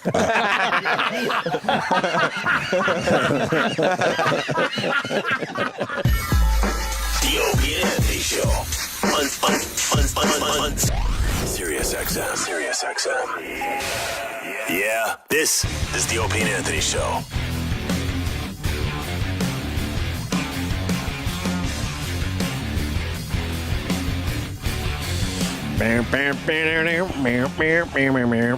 Wow, it's already almost 8 o'clock and we haven't even done anything yet. What happened?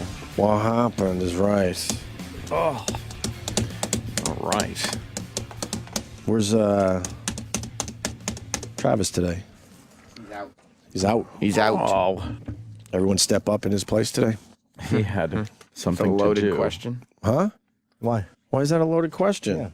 Down one man, then you figure everyone else would step up. Sam, comment? It's a complicated answer. We'll try us. Complicated answer. We can handle it. It's a tough question. It's a complicated answer. Are you saying you were the only one in the office for most of the morning? I can speak for myself. Okay. Can What about you? Sal and E-Rock? Yeah. Where was Sal? Sal had a stressful morning. I feel like Sal did step up, actually. Sal, there was some channel issues this morning early. Okay. And Sal, on his own accord, went and started monitoring the channel early. Okay. And had to run back here, had to get on the phone with engineering, had to make sure the channel was playing the proper thing. Nice. I would say Sal did step up. And what time did Sal get here? I spoke to him around 5:30. Nice. I don't know what time he got here, but he was here working hard at 5:30. Yeah, that's Very nice. That is nice. Yes. And Eric? Eric? Sal called Eric when he was taking care of the issue. What do you mean? Well, I mean, it was with the issue I was talking about with the channel and everything, when Sal had to get in touch with engineering and set the right stuff to go live and do everything that he had to do. He got Eric on the old ring-a-ding. What time is this? It's right around 5:30, a little after. Uh-oh. Well, I heard a no. I heard a very, boy. very faint no. What is that, Eric? No. What's Sal called me. It was before 5:30. And where were you? I was on my way here. It's just. I don't know why this is. Just step on everybody. Well, here. it's because Travis was there. Well, if you're down a guy, you got to make sure everyone else steps up. That's all. Well, maybe it was last minute. No one knew that Travis was. Luckily, it was a planned vacation day for him. What Yeah, time? well, yeah, and Travis sent an email yesterday. Oh. Yes. Early at like Oh no, noon. Travis is. Yeah, everyone knew Travis was going to be. Oh, And it actually wasn't a last said- minute thing. Oh. Not only was it not, he said, "Hey everybody, I won't be here. Here's what I need you guys to cover for me." Right. Eric dash Sal dash Sam dash boom. Okay. Responsibilities. All right. So So maybe Eric picked up what he was supposed to pick up. Yeah, what wasn't covered? Sam? No, I don't know. I mean, I well, what time did everyone get in here?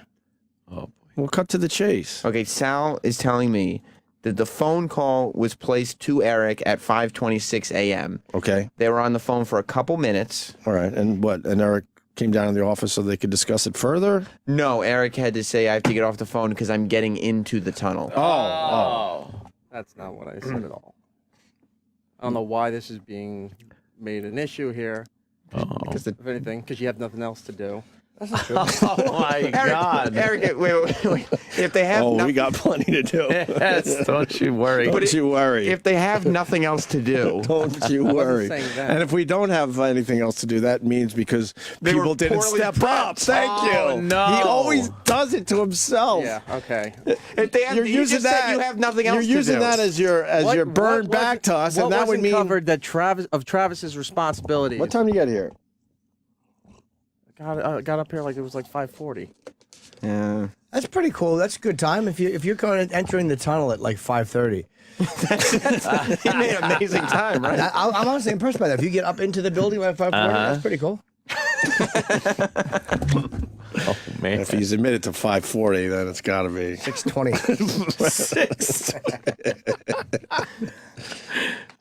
6. Shit. All right. Fair enough. Place is a meat grinder, man. You're just like, okay. Fair enough. Whatever. Show will be fine. Doesn't matter, right? Yeah, I mean, we'll entertain the people either way. And look, if you want to shit on us as a staff, that's your fault for not having enough to do. Yeah. I know. It sucks that we don't have enough to do. Yeah, you just don't have the material. Right, you just don't have material, so you pick on me for not being here getting material. And of course, we all know getting here at 5:40, probably 5:50, there's plenty of time to get material together for the on-air staff. So we are you have wrong. Your prep sheets, you have everything. So we are wrong. Yeah. Once again. Yep. How are we wrong? None on you. None on you. None on you. None on you. That's the battle cry. You had your shit. The staff's job is complete. Who put the shit together, though? That's a good question. Who put the shit together? Who put the shit together today? Because Travis does a really good job with the prep sheet. Who put the bop in the bop shibop? Did Travis put a lot of it together from home before? No. It's a loaded question. Why is that a loaded question? So many loaded questions. I'll tell you what the prep sheet is. Okay. Prep sheet for today. Sal pulled some articles yesterday. I pulled some articles. Sam has your audio. I put it all together, and you have it all there in front of you. The reason I felt that it was a loaded question was because Travis puts a news email together the night before, right? Right. And then he gets in here early. Sure. And he goes through the stories that he sent last night, double checks that they're still relevant, and then sees what broke overnight to make sure that you guys have up-to-date information. All right. So in terms of just getting stuff together, just printing out the stories that Sal emailed, and then it's not just printing the sheet, you know. Okay. I pulled articles from today too. Which ones? The one about loaded question. What is this? They're all loaded questions. Why is that a loaded question? It's a loaded question. Which it's ones? just a loaded question. Which ones? The girl in Alabama who went missing, and they wound up arresting most of her family on a pedophile ring. That was from this morning. I put that in there. Yep. So I give my little girlfriend a pedophile ring. No. See, put Just on a little creepy. finger. Yeah. Yeah, sure. Yeah, you did. And what other ones? The update from Metro North. What's the update? I don't even know. The alarm system that's supposed to let the conductor know when they're getting wake to a up. certain point to slow down for a bend Right. Yeah. was on the other side of the train from where the conductor was. Why was? What do you mean the other side, like the front of the train and back of the train, or Correct. the right and left? Where the conductor was, it was on the far back side of the train, so it wasn't even near the conductor Oh boy. to alert him. Why was it like that? That I'm not 100%. Did he move He wasn't. his seat? I don't know. Well, you got the article together, and I openly admitted I don't know this. Travis also highlights the articles. But I'm openly admitted I don't know this, so I'm This is asking the highlighted. guy that put the article together. That's all. Article put her together. Is this fun for you, Iraq? Why No. would it be? No, but what did you read the article, or you just I printed it did, out quickly? no, I Like, did. where was the guy, and why wasn't he close to the that alarm? Yeah. Hold on a second. He's gonna read it. No, all right. So the locomotive was pushing the train, but he was in the front. And the alarm watching. system was in the back? The alarm was in the back of the alert train. system. That doesn't make sense. The alert system. Why would that be? They used the word homicide today in the paper. I know Oh that boy, much. you don't want that happening. That was in the headline. Homicide. They're hinting at. What does that mean? That he purposely did some shit? No, it could be negligent. Yeah, involuntary. Yeah, homicide. Boy, you sure don't want one of those jobs where all of a sudden, you just go to work and, hey, wait a minute, I'm now on trial for murder. Right. What just happened? Well, he didn't. Even after the crash, he didn't care. You see the video of him just walking by the victims, like, oh. Well, they'll say he was in shock, maybe. Yeah. Something like that. Yeah. Like you're a crane operator and you do something and the crane falls and hits somebody and you're like, oh, great, now I'm on trial for, my life. Right. That's fucked up. Yeah. All right. I used to operate a crane. You did? Yeah. No, I didn't. What other? I did. There was a bird in my care. Oh, a crane. Oh, I see. That's different. You didn't like that one, Tim? No. You mean operate? And he makes sense. Eric, what other article? This is going pretty good. Hurry up. Stop reading as you're talking. We need your help. Yeah, you said you brought some. Yeah, you were reading the same sheet that I gave you. But which ones did you? You said you added some stories from today. So I'm just. You got the Metro North one and then the Alabama story. All right, Carmelo Anthony saying that the Knicks are the laughing stock of the league. Mm-hmm. Yeah, quote, they're 3-13. Some stuff from this day in history. I guess they're playing the lousy Nets or something. Yes. Is that like a game that people watch because they both Christ, suck? I guess. Yeah, they're not doing well either. It's horrendous. Nets suck. Knicks suck. Islanders suck. Jets suck. Nice. But when Carmelo Anthony said they were the laughing stock, he was kind of like laughing as he said it. Yeah, he don't give a fuck. It's like he's so gone after this year, right? There's a lot of hints that he would go to L.A. Oh. But the news was running that Good soundbite riddance. like this was some big controversial thing. It was just one throwaway quote. There he goes. Yeah, he's doing good. All right. Yeah. Thank you. Still don't know about that fucking alert system with the train guy. Yeah, I couldn't find what happened there. Do you know that they found 400,000-year-old human DNA? Mm-hmm. Yeah, I saw that. The old record was 100,000. It literally is 4 times. That's why we don't know shit yet. As far back. They ought to clone that shit right there. See what comes up. The amount of That's a good idea. The amount of stuff they've gotten wrong just in our lifetime, we don't know shit yet.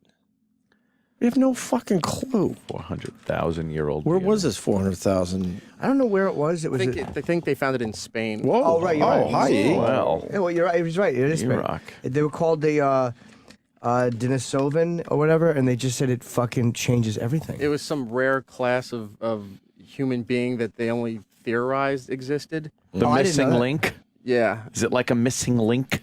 Love a missing link. Yeah. Because before that, I think the earliest sample they had was only like 100,000 years old. Really?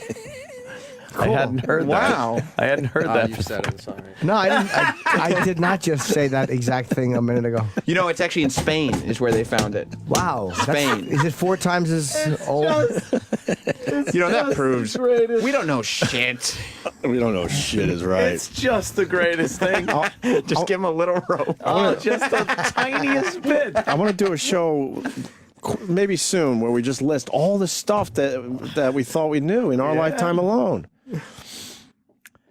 Yep. Stuff that prevented cancer, but now they're saying no, it actually causes cancer. All that shit. Smoking. We come from a time they didn't really think smoking was that bad. So what does that mean that it changes everything, Jimmy? The guy said this one doctor said we have to rethink our whole story, the whole history. Because it was just where we were spread out. And I'm reading this as I'm talking to you, so I don't know exactly, but it was it really is an amazingly old piece of DNA to find. And they got it out of a fossil, a femur bone. Whoa. Yeah. There was some fucking bone still is it still enough to have DNA in there? Is it some cum? Yeah, it's a load on someone's back, some chick's on the backbone of a woman. Of a woolly mammoth? Now, although those things are... Now I'm not as assuming old, it's I understand. fossilized DNA. Is it just an imprint of a Well, the guy said that a strand. They found, I guess there's a fossilized bone, and they drilled into it, and as they hope, they found DNA. And he said even a year ago, this wouldn't have been possible. It's just this new New technology. It's technology, yeah, which probably enables. It's getting so much faster and so quickly. We got to pull some of that Jurassic Park shit if we can. That'd be so cool to just clone these animals. No, we're not going to get to see it though. They'll figure it out. Yeah, you're right. How cool would that be? In 100 years, they said. You bring back a 400,000-year-old.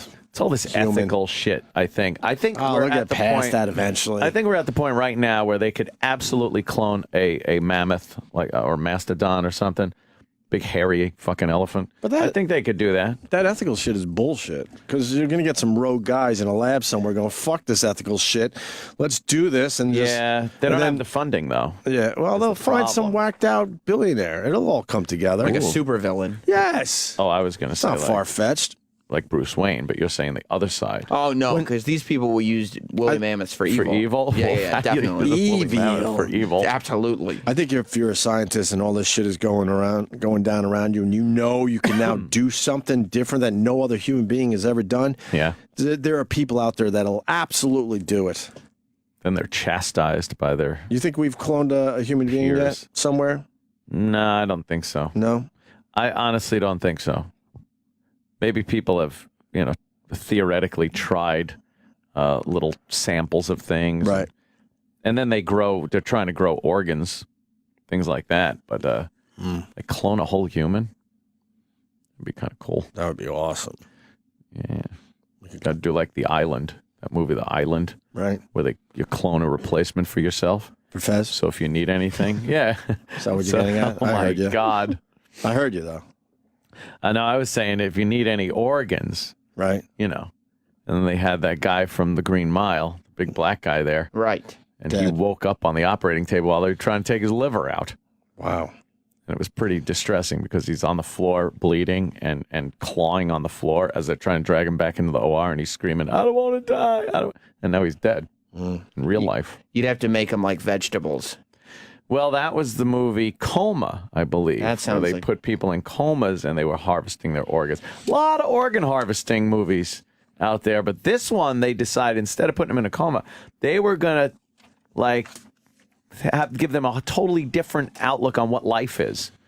Like, oh, it's terrible. Like, the earth is fucked. But there's this one place called the Island, and it's paradise and everything. So if you get picked for a lottery, you get to go there. So they're all complacent, docile, and everything. And then they go, oh, you want a trip to the island. You're going to the island. And meanwhile, that means you're going to the OR because the person that you're cloned off of needs like a fucking heart transplant or something. Wow. Yeah, that's villainous shit. The coma thing sounds like, okay, that's at least kind of nice. It had Ian McGregor. Oh. Ian McGregor. And what's her face there? That hot fucking piece of ass. Goddamn, with the big tits that we loved that had her naked pictures. Precious. Online. Yeah, Precious. The girl that played Precious. Scarlett Johansson. Yes. The lovely Scarlett Johansson is in that, in a tight little jumper thing. She's quite the dish. She looks so goddamn good. Yeah. She's a dish. Yeah. Where's the picture? Of Scarlett Johansson? Another one he's She talking is. about. the one Look, see? Tim- She's wearing like a little fucking tight little number. Mm-hmm. Couple of twists and turns in that movie, too. I kind of liked that movie. The Island? Yeah. Not bad. Got a little rewatchability. Well, we got more Rob Ford stuff. What? I'm sure you know about that as well, right? What's he doing? E-Rock? Got anything on this? You have the audio in front of you. Sam pulled it. All right. Thank you. Audio of Rob Ford. He's kind of going down in popularity and. Why is Sam laughing? It's just a funny interaction. Why? That's a loaded question. It's a loaded Why question. are all these questions loaded? Loaded question. It's just funny the way that back and forth was handled. Why? It was just Some good chemistry there. Oh, between you and E-Rock? Yeah. All right. Liked it. News report, Rob Ford wiretaps reveal. I just hope people got the subtleties of it. No, I don't think they did. He smoked more crack Huh. So they wiretapped the dude, and they know he smoked more crack. They actually than what he's admitting to. Right, because they have like piles of wiretapped conversations that they're now slowly taking those black. You know, they put black bars over the stuff that you can't see. Yes. They're now slowly releasing more and more without the black bars, and so every time they do that, there's all this great new information. Because they wiretapped the gang members that he was associated with. Oh, gang members. So he hung out with them more than once. Well, that's what they're saying. And Rob Ford's saying that's not true. Yeah, but but now Rob this Ford has proven says a that he lot. might be a liar. Redacted. Yes. That's it. Redacted. Try to buy and he tried to buy the video. They got him on tape trying to buy the video from the homies. They have on tape the homies saying that he tried to buy the video. Okay. Yeah, because why would you try to buy the video? They can make copies. They must have laughed at him. Like the homeboys, they must have just seen this guy and been like, this clown motherfucker clown. And they're also saying he did a little harn. And the video thing is important too, because when Gawker first came out and said, we're trying to buy this video, he said, I don't even think that video exists. Right. But what this thing is saying is before that Gawker article ever came out, right, he had already tried to buy the video from the homies. Oh, boy. Exactly. He was trying some Jedi shit. There is no video. Right. Right. It didn't work. No. Rephrase the question. There is a video. Yes. So who are we going to hear on this tape? It's a newscast. Right. Given the details. Okay. Rob Ford had nothing to say leaving his office this evening. Justin. Oh, God. And he gets into the elevator doing his laughing like, what a ridiculous question. Come on. Lobby. Yes, yes. It's not shutting. I want to hang out in that lobby for a week. Where the reporters just hang out and wait for him to leave. Yeah. Oh, it seems like a party. An hour after a judge released more pages from those police surveillance documents that have plagued him for weeks. The previously redacted sections are police summaries of wiretap conversations between alleged gang members. Police began to hear them talking about Mayor Rob Ford. On March 27, 2013, Mohammed Syed talked about receiving an offer to purchase the video of the mayor smoking crack. Yeah, he said, I'll give you $5,000 and a car. Syed then suggested the video was worth $150,000. Damn. In interview after interview, Ford said he smoked crack only once. Crack while you've been mayor? Yes. More than once? Oh. No, this is an isolated incident. Previous police documents suggest the video of Ford was made in February. But the new wiretap summaries suggest gang members were talking about delivering drugs to Ford at this home, which police call a crack house, on April 20th. Liban Syed tells a friend the mayor of the city, Rob Ford, was smoking his rocks today. And he said another alleged gang member claimed to have pictures of Ford doing the hezza, a street term for heroin. The hezza. Yeah. Doing the hezza. Heroin. Nice. Rob Ford on fucking World Star. But I really do love the media and the way they're like, aha, we know that the guy lied about doing crack more than once. Yeah, yeah. Yet no one has ever done crack once unless they died doing it the first time. Yeah, right. No one. This is not fucking, you know. They he's lying. They also said that on the tape, it is implicated that one of Rob Ford's advisors, because the gang member that allegedly shot this video was murdered. Yeah. And apparently one of the people who worked for Rob Ford told the gang members or implied that, hey, you know, you saw what happened to that guy that shot the video. But then they said the police reports showed that the guy just died in a gang-related incident. Oh, It had okay. nothing to It do. had nothing to do with. Yeah. Rob Ford's people were just trying to be like, hey, look how powerful we can be. Look out. So Like, now no. what happens with this Rob Ford? He laughs it off. He's going to run for mayor next term. Good. Oh, he's going to run, yeah. Look, he's lowering taxes. Yep. That's the end all of the the people day- want. He's doing hezza, but he's lowering taxes. Hezza. You know what? That's all that matters. He's lowering taxes. I don't care what he does. Pam's Man 1 on Twitter. I know it's a visual, but I got to show you guys. at least. Or you go to his Twitter to see what I have here. Here's Rob Bartlett doing Andrew Dice Clay on Imus this morning. Look at Rob Bartlett. Oh, yeah. I think I looked up and saw that. Yeah, I just saw He's that doing too. the new version of Andrew Dice Clay with the gray hair. The gray hair and the he had the leather gray hair for jacket. the Woody Allen movie. And the glasses. And the glasses. That is fucking Rob Bartlett rules. Yeah. Good pal of ours. All right, that's the latest on Rob Ford. Damn. Lots of crack, heroin. Right. There'll always be stories coming out about this guy. He's had a checkered past, I guess you could call it. And Checkered. present. And present and future. Yeah. He had a checkered Tuesday. I wonder if there's any chance of him winning if he runs again. No, zero. You don't think Zero. so? Yeah, no. Zero. You don't think people would be like, fuck it. No. They Hey, should. vote for him for a goof. Right. They should do that. If he did it once, they might have.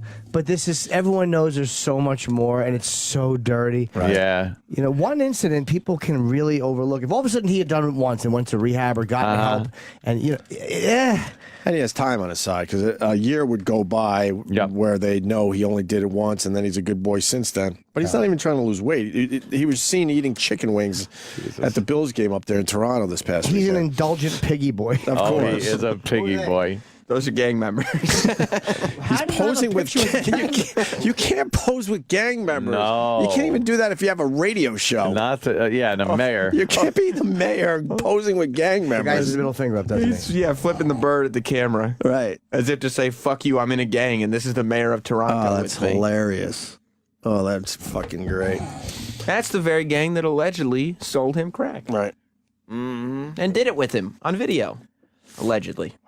I guess there's the goof factor of like voting him in, and then there's the hey, I guess the mayor. You know, we really kind of want a mayor that might get some stuff done. Then again, if he's lowering taxes, He doesn't have a shot. oh, I know, but That'll be his whole campaign platform, though. It's going to be, why, you think I lowered taxes last time? I'm going to really lower them. Look at my record. Yeah. yeah, do you care? I mean, your taxes are lower, your lives are better. I know. Yeah, I've made mistakes. I said I've made mistakes, haven't you? Goofy. A lot of guys have made mistakes and not lowered your taxes, but I did. And I'll lower them some more, but without the mistakes this time. Yeah. That's exactly what he'd say. That's a guarantee. I didn't know that you shouldn't smoke crack at my age. No one told me. That has not been talked about publicly, that crack might be addictive. I did not hear one rap song in the 80s. Also, for what it's worth, I was very, very drunk. Yeah. I was, as Chippa would say, I was zooted. Oh, zooted, yes. He loves getting zooted. He does love He being lives to be fucked up with his tiny ties, his fucking Laurel and Hardy head. outfit. Giant head. He does have a big-ass head. I don't think anyone has said this yet, but he really has a resemblance to Chris Farley. Really? I never heard that. You know what? You have heard Yeah, that. I never heard It that. sounds familiar. Maybe I just thought it and was too scared to say because I didn't know. Oh, the people would do it. banger! Oh, man. People said they were thinking about that all day. Of course they Oh, were. the banger! Did you hear people busting Rob Ford's balls about his tie? Everything. Yeah. Because this NFL tie is super old. Like all the team logos are from like 96. Oh, wow. So it's retro. So they're busting his balls because he was wearing an old tie. He can't do anything. But that's retro shit. You got to give people a pass on retro shit. I don't know. People love retro. Yeah. All right, we're going to take a break. When we get back, we got the Kenyan man that F the GOAT. Oh, yeah, that's And the GOAT is in court The goat as is they in decide the fate some of the judicial Kenyan. system they got over there. Also, we must talk about Martin Bashir. Yes. And there's something else, but the Beebs. We'll talk about the Beebs as Some well. Beeb news. Yeah, the Openy Anthony Show. The Openy Anthony Show on Sirius XM. Sirius XM. This is the Openy Anthony Show. Keep a knocking, but you can't come in. Keep a knocking, but you can't come in. Keep a knocking, but you can't come in. Come back tomorrow night and try it again. You said you love me, but you can't come in. You said you love me, but you can't come in. Whoa. You said you love me, but you can't come in. Come back tomorrow night and try it again.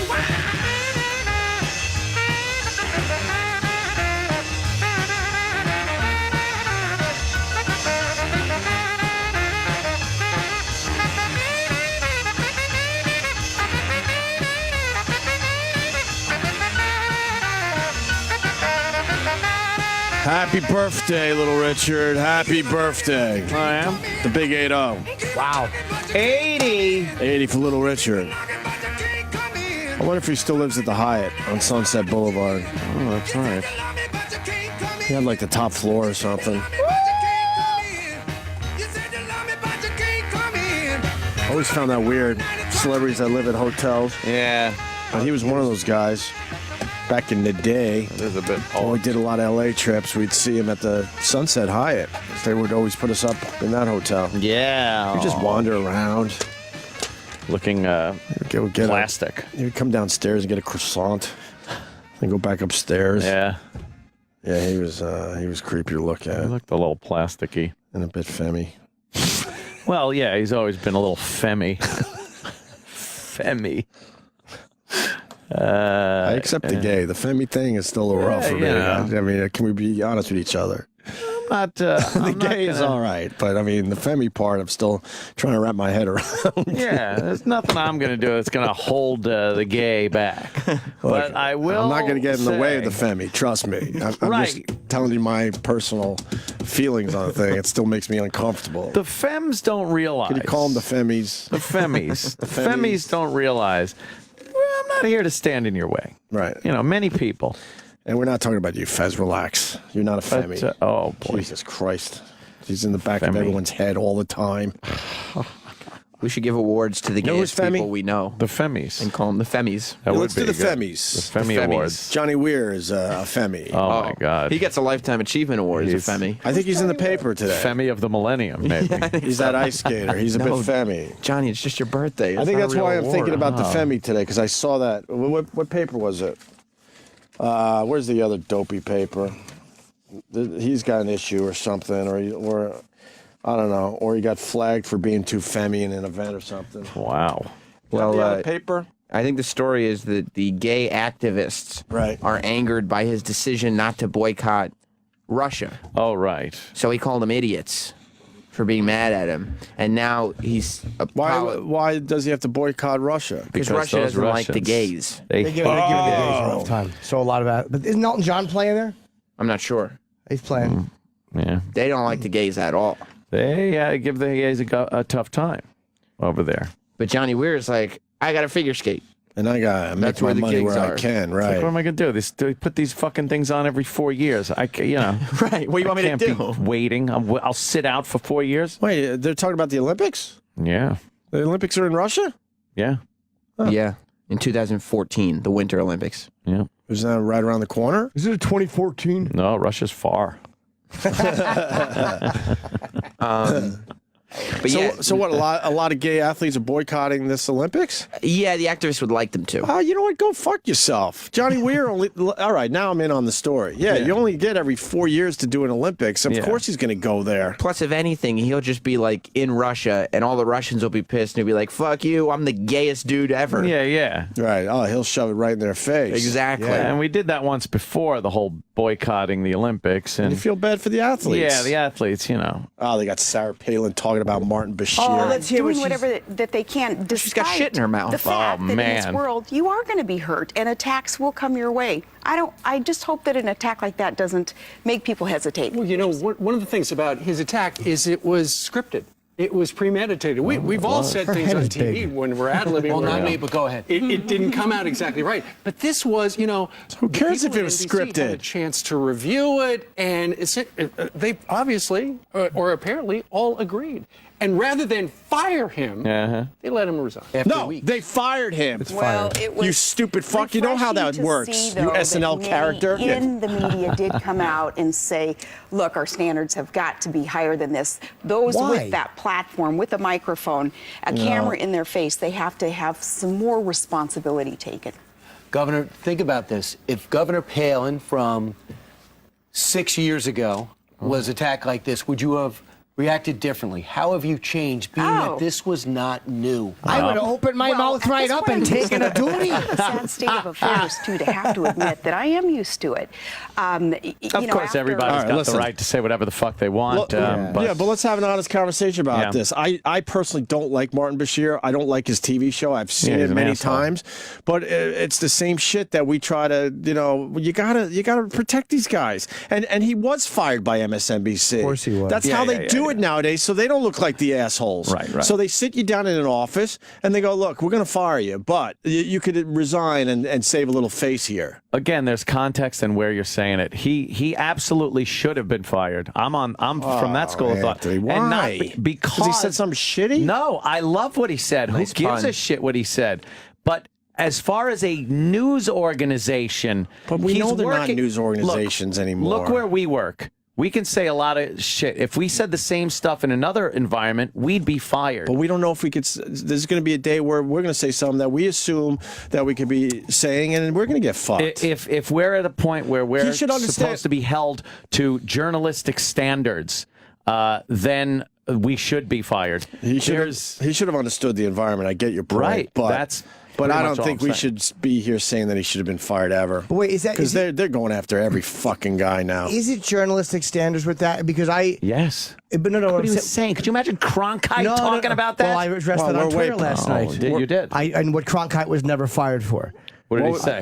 Well, you might want to address my Twitter. I did say it. Well, but we're way past the Cronkite days. We all know that. But but when these guys are doing this, they're all so biased on Fox and MSNBC and all of them. Are they considered journalists like an ABC news anchor when they're all pretty much editorializing? I know they're editorializing, but they're editorializing under the flag of NBC News. And first of all, they get away with shit that's amazing that NBC doesn't crack down and go, are we supposed to have any journalistic and integrity left with our news organization when this shit's going on? But then when it reaches a point where he's talking about that under the realm of NBC News, the umbrella of fucking Tom Brokaw and everything, you gotta fire. But they don't have integrity. As soon as they hired, as they hired Alec Baldwin to do a fucking news show, they don't have integrity. I know they don't. It's but bullshit, fake integrity. Exactly. It's all phony. But aren't they more like news magazine shows now? Like the primetime shows aren't really like news. I don't look at any of those channels as news programs. Because like Red Eye's anymore. not a news show, but it's technically under the Fox News banner. I'm just saying that it's the news integrity. If you go to NBC News, which runs MSNBC, they're still under this fucking flag of NBC News. If you go to the head of NBC News and say, so, do you guys think you have journalistic integrity? He will fucking say, yes, of course we do, and cite all kinds of awards and everything else. So they have to fire this guy. Even though it's fake, it doesn't mean shit. The next guy's going to say something twice as bad or something. But they have to fire these people because they have to uphold their standards. What if somebody says something on Red Eye that's technically Fox News, and you got Fox News correspondents? I've been on Red Eye plenty of times, and I've had Greg say, we can't say that, we can't go there. I've had my notes say. But one of these times, you're going to get burned, and it's not going to be up to Greg, and it's going to be Fox. And that's true. Yeah. And it shouldn't be happening. It's I'm sorry. knee-jerk stuff sometimes. How come, this was my point, I was on Twitter kind of just bullshitting yesterday, but how come Walter Cronkite was never fired when he said that he wanted to fill Betty Ford's cunt with yams? Why wasn't he fired for that? It's a very good question. We really got to look into that. Can I hear the audio of that? It's hypocrisy is what it is. Betty Ford's cunt should be filled with yams and the war is lost. And they concentrate on that stupid war. The war is lost. And MSNBC is basically telling their viewers, you're not going to see anything, special here. You're not going to see real opinions or people getting edgy or speaking their minds here. Well, they're basically telling everyone, don't worry, we're going to play it extremely safe on our network. Well, their idea of edgy, I think, is a little different than one of their guys saying, that Sarah Palin should be shit on and pissed on. Well, Bashir, he should have been fired because he just did a shitty show. I did try. It's monotone and extremely just boring to watch. But she raised the slavery. It was a dumb analogy, but it wasn't made to be racist. It was made because she's a dope. Right. What was the actual quote by Martin Bashir? The one that got him in trouble? Yeah. He said, I'm paraphrasing, he said that she should have her mouth shit in. He said, and to prevent her from moving, you put one foot on her forehead and the other on her cunt.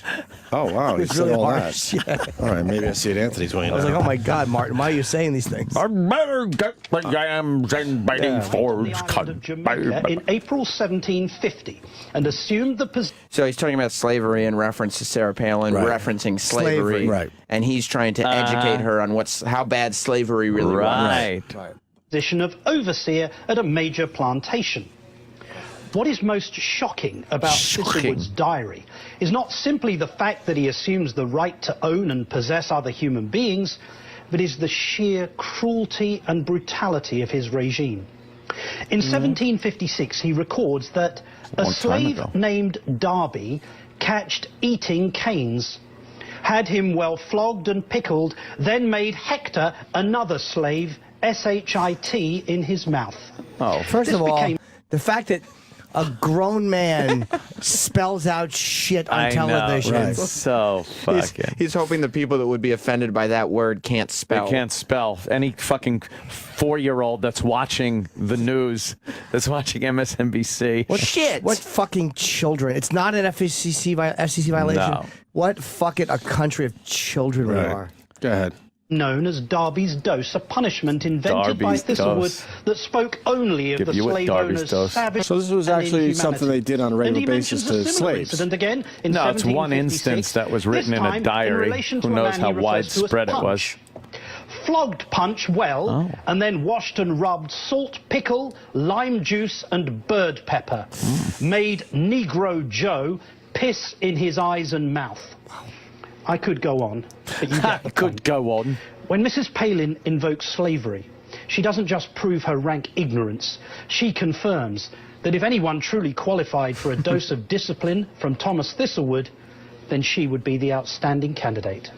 Well, I don't have a problem with what he See, he had everybody. He could have just said, with brutality like that, why do you make such a glib reference? Right. But he had to say she would be a candidate. Whatever. I don't have a problem with it. So apparently, also, you can't use slavery as an analogy for anything because they were shitting in people's mouths. Well, that's what's annoying is that he knows that it was a dumb example she used. But He's it's a like saying shitty my boss TV is host, Hitler. but I don't have a problem with what he. Yeah, I don't think he should be fired for that. He knows she didn't mean it literally. Like it's like he should be fired if people stop watching because they're so deeply offended by what he course, said. that's how it should be. Then nobody's watching.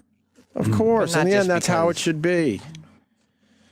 But now I know, as someone that flips around, that I'm not going to see anything too interesting on MSNBC. They're going to play it extremely safe. I mean, having these discussions. You talk about integrity. Like the whole reason that he got hired was because he made the exploitative Michael Jackson documentary. Right. That's why he's famous. That's why there is no integrity in news. They're all lying to each other. They got him and Reverend Al. Not an ounce of They have integrity. Reverend Al, Martin Bashir, and Alec Baldwin. Explain the news integrity again to me, please. That's the 'Cause I don't news get team. it.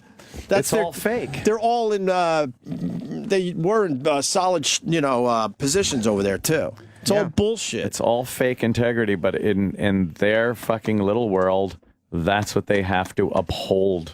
But then why would they go and hire those good people to begin with? Oh, because they have their own fucking rationalization as to why they have people like Reverend Al. Reverend Al isn't the race-baiting fuckwad fat bastard he was years ago. He's the community leader that he fucking sits with the president. The president listens to what Reverend Al has to say these days. Kind of think that's crazy. Of course it is. That's a little But that's why they have him on there. Right. I mean, CNN hired Piers Morgan, honestly, because he was on Celebrity Apprentice and America's Got Talent. Right. Yeah. You know what I mean? Yeah, there's no integrity across the board. Piers is a better interviewer. Piers turned out to be a decent interviewer. Like I like the fact that He's a very good interviewer. Yeah, he does a good He job. might rub you the wrong way, but he's asking a lot of tough questions. He's got balls, more balls than most of those people. Yes. Definitely.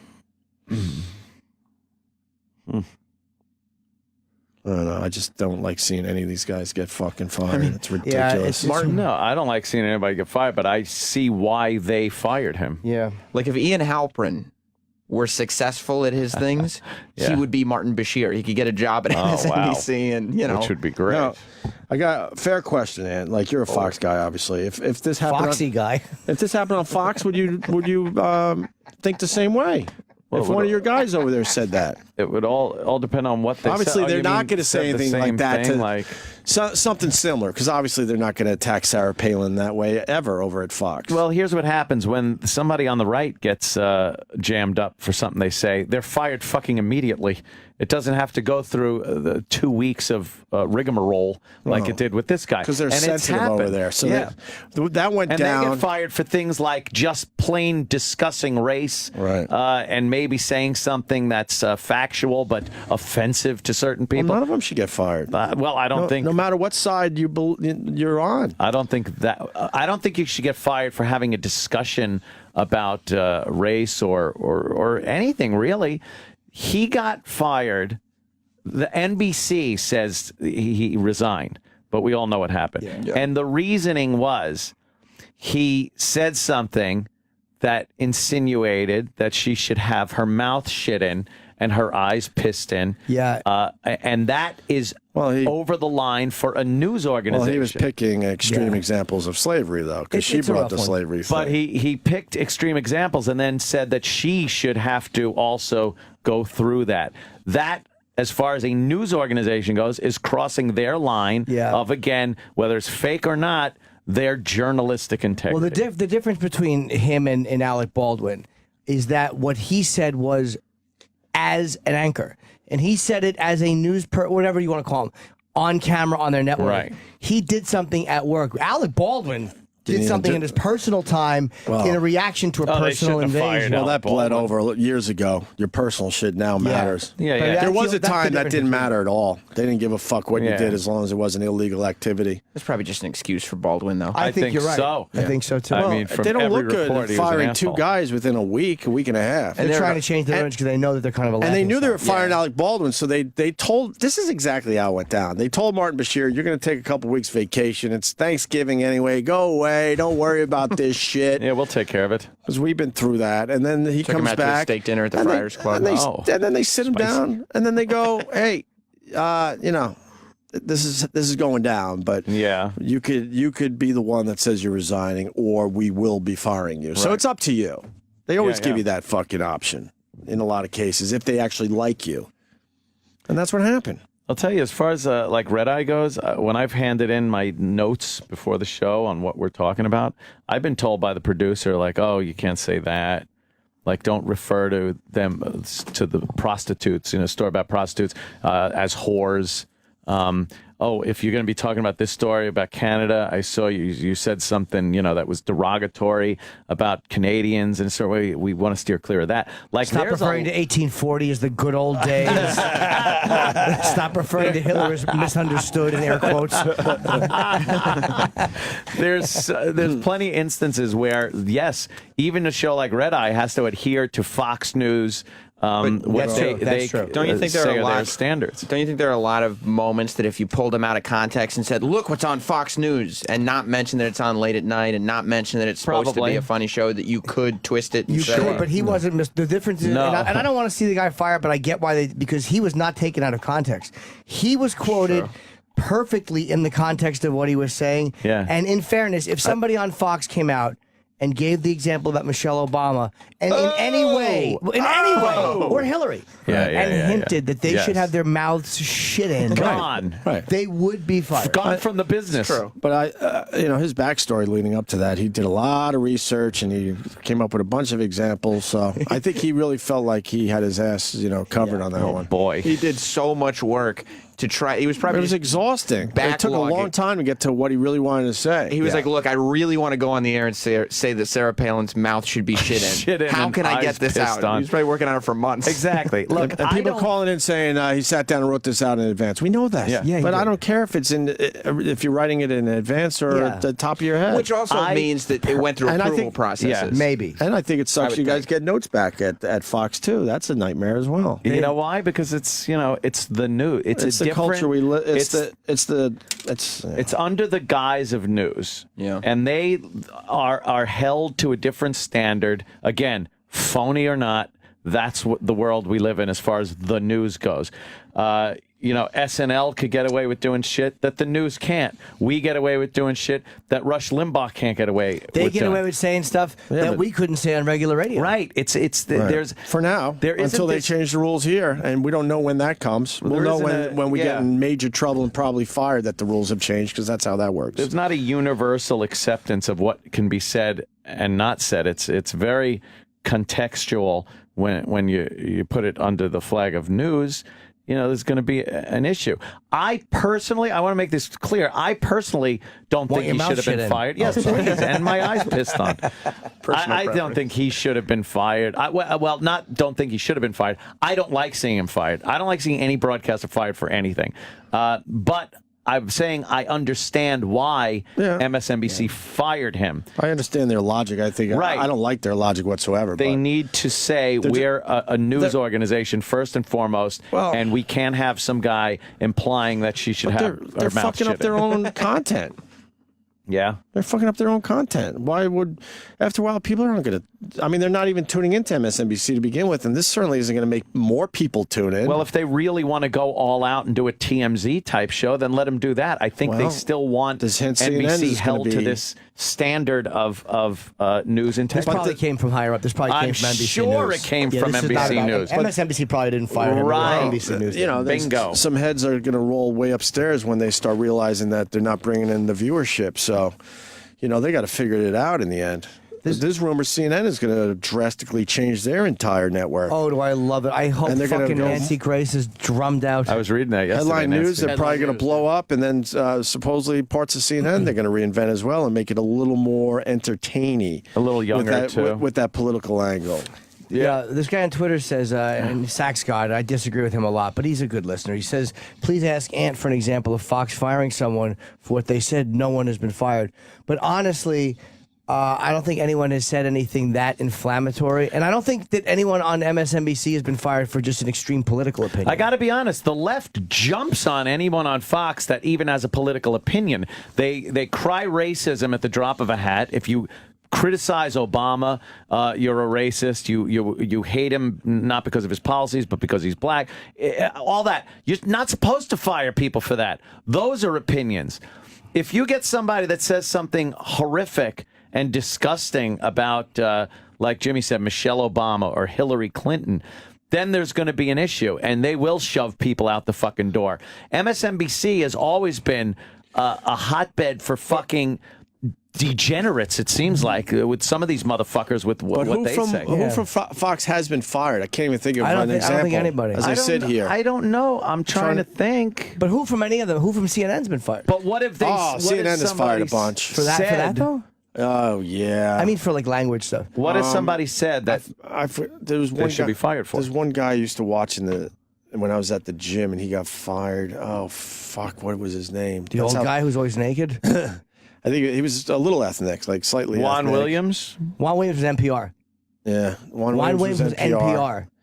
No, there was a guy right? Yeah, that old gag. There was a guy on CNN. Wait, Juan Williams was NPR, right? Juan Williams was on And he said it on TV, yes. Yeah. He told the truth about racial profile. He looks at people a little differently. He's on Fox, though. I see him on Fox. He got hired after they fired him. After that cunt from NPR fired him. Uh-huh. Well, this is going to be a place for, guys to speak their mind.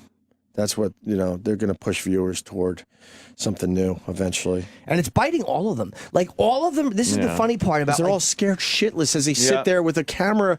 They're live with a camera in their face. They're scared shitless to say anything. But the liberals and the conservatives, both of them are doing pathetic. It. Like, they both stand on the sidelines and cheer the firing of someone else, knowing that they're all in the same pit. And it's like they're being attacked by dogs, and they're all just fucking pointing at the next guy with blood on him instead of turning around and standing together. It's the only time you should stand together, because your livelihood is at risk as well. Uh-huh.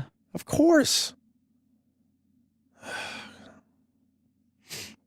Yeah. I mean, look at all the guys in trouble at ESPN and all these sports stations. Guy networks are like beating the shit out of guys left and right and firing people over just nonsense stuff too. It's not even that crazy. No. What are they doing? They're gonna fuck up their content eventually. And nobody even cares about it anymore. Like the news cycle is over. Nobody even really remembered that Martin Bashir. I forgot about had it, to be said honest that. with you. No, I know that's another thing.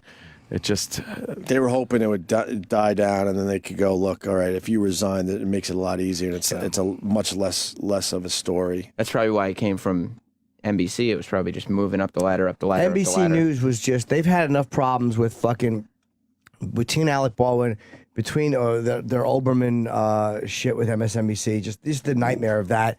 The fucking guy, or the tape he altered for the Zimmerman. Oh, yeah. They've had so many issues at NBC News. Whoever's on top is probably like, enough of this fucking shit. Clean house. Oh. And Jeff Victoria's Zucker. Secret show. What's that? Victoria's Secret show. Oh, how naughty that must be. These fucking Were we hot invited? models. We weren't invited. I were don't we? think so. Oh, thank you, Rick Sanchez. Thank you. Yeah, he was fired from CNN. Oh, CNN, right. What did he headline say? news. He performed his namesake on some. Thank No, you, you're right. What did he say? Brian Johnson 32 on Twitter. Rick Sanchez, yeah, it's coming in a lot. You're right. I don't even remember what he was did it an anymore. on-air thing or no? But there was another guy besides Rick Sanchez, by the way. There's another guy. Here's a guy. I wish I could. There was another guy besides Rick Sanchez. Why was he fired from CNN again? Rick Sanchez was fired, I think, for making a cotton picker remark. Oh yeah. Yeah. What was the actual line? Yeah, I'm trying to see if we have it. They just fuck a person's career just like that. Thank God I have FU money. It gives a fuck. I think I have a clip of it. You do? Go ahead, Eric. Going to change. There's a certain amount of the American public that's going to believe. Go ahead. I'm just sitting here, just shaking my head. He is the cotton picking president of the United States. If the president of the United States doesn't have enough of a bullet, that to me was not at all meant to be. I don't know, He man. might have thought it was clever and funny to say it that way. Right. How many years ago was that? I don't know, man. That was last Mr. year, or Cotton picking 2011. That 2 is years ago. a term you use when you just say, get that cotton picking chair out of this room. Hey, you get that, my cotton picking car ain't working. It doesn't, but then because you're saying it about a black guy, like if you said that about George W. Bush and said, George W. Bush, he's the cotton picking president. What do we think? Yeah. You wouldn't think literal. You Yeah, think it's a term. Now with Obama, look out, because he's black, that all of a sudden, the sensitivity thing comes Did I in. ever tell you when I was young, me and Dean, my buddy Dean Miller, who I loved so much. I love Dean Miller. I loved And I Dean. never met the guy. No, he's dead. I But know, he, but I just love the stories. He would make me laugh so hard because he was psychotic, and we would go out. We were like 15, and we had shoveled snow. So we went to New Brunswick to some pizzeria in like George Street, really fucking ghetto. Oh, and there's all black people. Have a Kango hat us. on? No, this was right before that phase. I was still young, eager. I loved Dean, Jimmy. Aw. And Dean is pointing at me because I was putting salt on, and Dean just kept going, "Get your cotton-picking hands off the salt. Put down that cotton-picking salt." Oh, no. And it was literally that loud. And he was just, I'm like, "What, do you think that no one knows what you're doing?" Oh, no. He was a crazy motherfucker, man. He was crazy. With some people looking? I don't remember. It's not a great story. It's the only cotton-picking story I have in my whole life. At least I have one. You do have one. What are the odds of having a cotton-picking story that ties in with this? Slim. Lou Dobbs was pushed out of CNN as well. Thank you for that. Someone else from Fox, they said, because it was Heath Ledger commentary? Brian Gibson. I don't know what that was. fired from Fox for his Heath Ledger commentary. Heath Ledger. Brian You have Gibson. that? And then there is another guy I'm thinking of, and I believe it was CNN, and I can't think of his Yeah, name. Glenn Beck was fired, but that was some weird fucking Why thing. was he fired? That's right. It wasn't something he said He was or big anything. on Fox, wasn't he? Yeah, there was some contractual I heard thing. that he cried through a live read, and they knew that he was just fucking nuts, and they had to get rid of him. Oh, boy. Oh, gee. No, that's what I heard. Oh, my goodness. With the chalkboard and stuff. Yeah. Yeah. I think it was for chalk or something. Live Oh, read for chalk. no. Yeah. They tried to eat the chalk, I think. But Oh, no. you got the Brian Gibson. No, it's just Brian Gibson I believe so. Oh. from Fox. No, from Timbuktu. Rick Sanchez did an all right job for CNN, too, and they just fucking destroy his career over one dumb thing, and they don't even think about all the other body of work the guy had, where he was well within the lines. He said something douchey about me one time, or some tweet I had sent out. I don't remember what it was. But one thing and your whole career is destroyed? That doesn't seem right. It really doesn't. John Gibson. What did I say, Brian? Yeah. Yeah, John. What do you say about the Heath? Man, he played a great Joker. Oh, my God. It was just amazing. Oh. Fucking amazing. I do a good impression of that Joker, by the way. Not that you want to hear it, but I do a really good Joker. Can I hear it? You want to know how I got these scars? That's dead on. That is pretty good, man. Wow. That's cotton picking performance ever. It was on his radio show. Oh, was it? Fuck. Yeah, and he called. Of course, they get rid of radio guys way before TV guys, so fuck that one. You don't even have to read it. Well, what did he do? I don't know what he did because I might have found him on TV for it.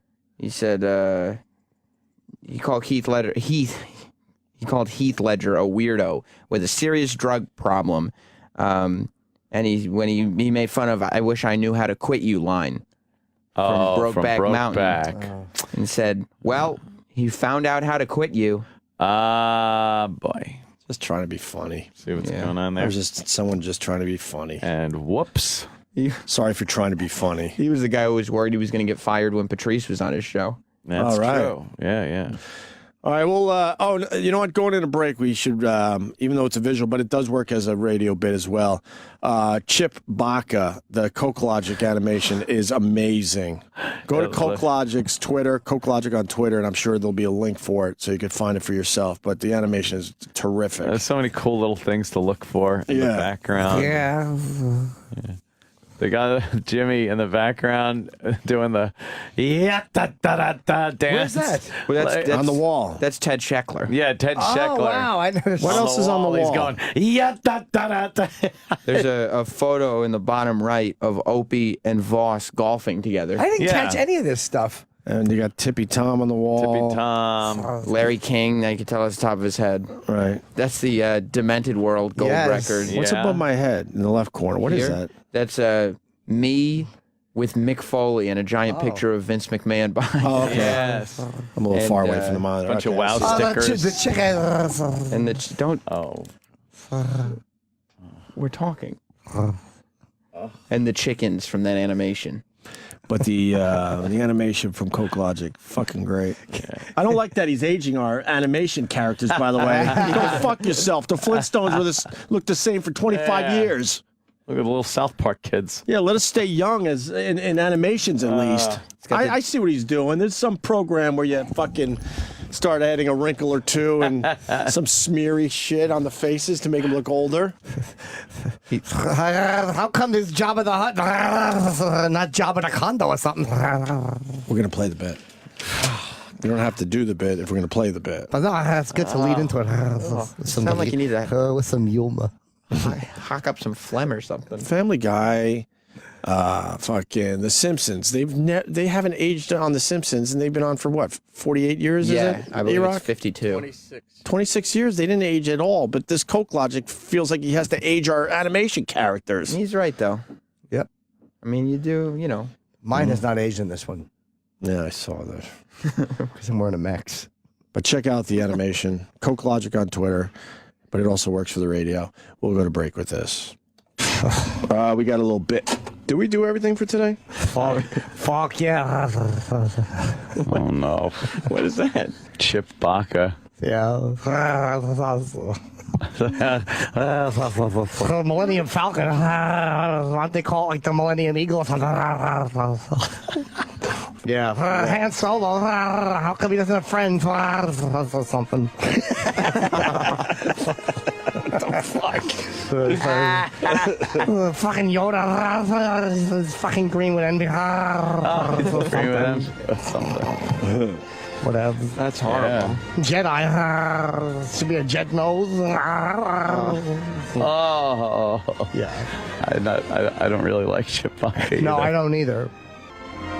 Yeah. Greedo, how come he doesn't be happy with what he's got?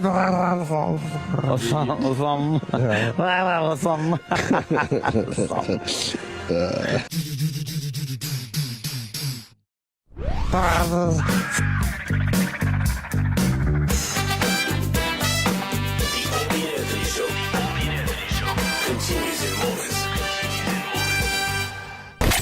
Sirius XM. This is the Openy Anthony Show. Come on. Want to remind people the Openy and Anthony podcast.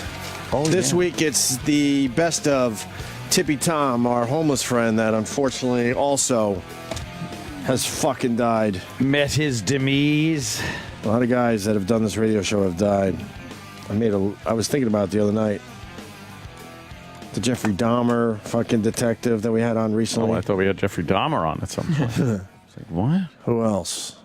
Patrice, Greg Giraldo. Race car driver. Mike DiStefano, a race car driver. Duncan Michael Clark or Clark Michael, whatever, however fucking combination that Michael goes Clark in. Duncan. Right. Steve C. Steve C. Oh. It's just Tippy Tom, of course. Oh. Holy fuck. Wow. What about, we I'm never sure had we're the missing guy. a few. We never had Fast and Furious guy, right? No. It'd be nice if we could add Sandy Kane to that list. Oh, wouldn't it? Whoa. Have fun with that lawsuit, because she's a real pain in the ass. Oh, What, sorry. Sam Roberts? You see what they're doing with the Fast and Furious? List of guests on the show, that's all. Yeah, Have you seen that that? died. The commercials? Oh, They're trying to sell the DVD, and you know that they're just like, oh, fuck, we need this like we need a fucking hole in the head. Right. We still got to sell the DVD. So now the commercial, instead, their commercial was going to be like, Fast and Furious dicks, yeah, man, fast driving, little crazy motherfucker. Yeah. Now it's like this somber music. Fast and Furious 6. Portions of the proceeds will go toward. Of course. So they got to sell this movie with like this. Because the two have to now be connected. I know. Why can't you just sell the movie? Because it was a cool movie that he he's in did, it. obviously, before he died. It's an action like car movie that they're selling the DVD now with this somber music and just like pictures of the cast, no cars, no nothing. Can I see it? I haven't seen this commercial yet. See if you can find And they also that, stopped production on number 7. Did they? Fast and Furious 7. But you know damn well eventually. They'll go back to it. You know, they'll hose some shit down, let a little time go by, and then they'll figure out an angle why they have to make Fast and Furious 7. Are you kidding me? There's way too much money involved. Well, the same they did with Heath Ledger's last movie. When he died, they wound up wrapping around. And we had, the Monty Python guy was in here. Oh, and they're getting... Terry Gilliam. Yeah, he was an interesting guest. Yeah. And they had to kind of figure out a way to work that without Heath Ledger. So, they're saying it's the right thing to do, of course, but eventually they will finish Fast and Furious 7. And we're also learning that he was alive right after the crash, just burning alive. He might have been knocked out. He might have been knocked out. He might have been knocked out. Hopefully he was knocked out. Yeah. Ow. I hope so. But they had to tell us all that yesterday. Well, let me ask you, how much of the new one do they have made? That counts, too. If they only have a minute made, they're going to do the whole fucking thing. Orange juice. It's a huge franchise, and now it's going to be even huger because the guy passed on. I never saw any of these movies. I have not seen one on. No, I didn't. I swear to you, I did not recognize his name. Two. I Were saw they good? Tokyo Drift, I was kind of like, That's where they lost the audience. They but lost everybody there. I watched the one Fast 5 Yeah. because The Rock was in it. Oh, of course. And I was expecting just a shit show. Mm-hmm. Yeah. It's really fucking good. So wait, what's Tokyo? Is that the third one? Yeah, they did it without any of the original cast. And He they wasn't in that? and No. they made it like, a lot of Japanese people sliding their cars around corners. I thought they were going to reinvent the franchise. And it Okay, didn't kind of work. like they tried with Halloween when they did Halloween 3, Yes. and the director had not seen the first two. Let me tell you about a great movie. You like race cars. The Woodman.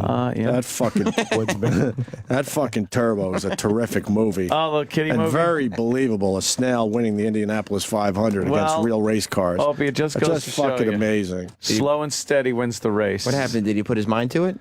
Boy, did he. Oh. He got it done. You can do anything if you put your mind to it. Yeah. Actually, not. Yeah, I like to hear the crunch of a little snail shell. I know. Wouldn't he just be crushed? You would think. Or wouldn't he burn? Like that pavement gets really hot. Wouldn't he just sit You would there think. and bubble and He avoided all the fucking tires. all the pitfalls?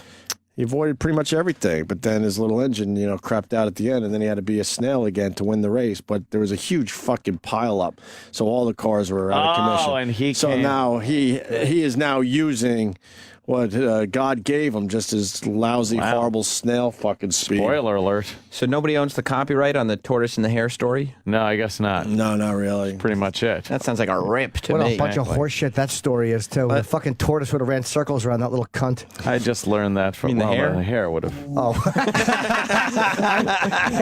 Hey, it's opposite day. just say it's opposite day on the Openy Anthony show. Oh, I just learned that from Bugs Bunny. It's a fast tortoise. I got that wrong. I meant camera.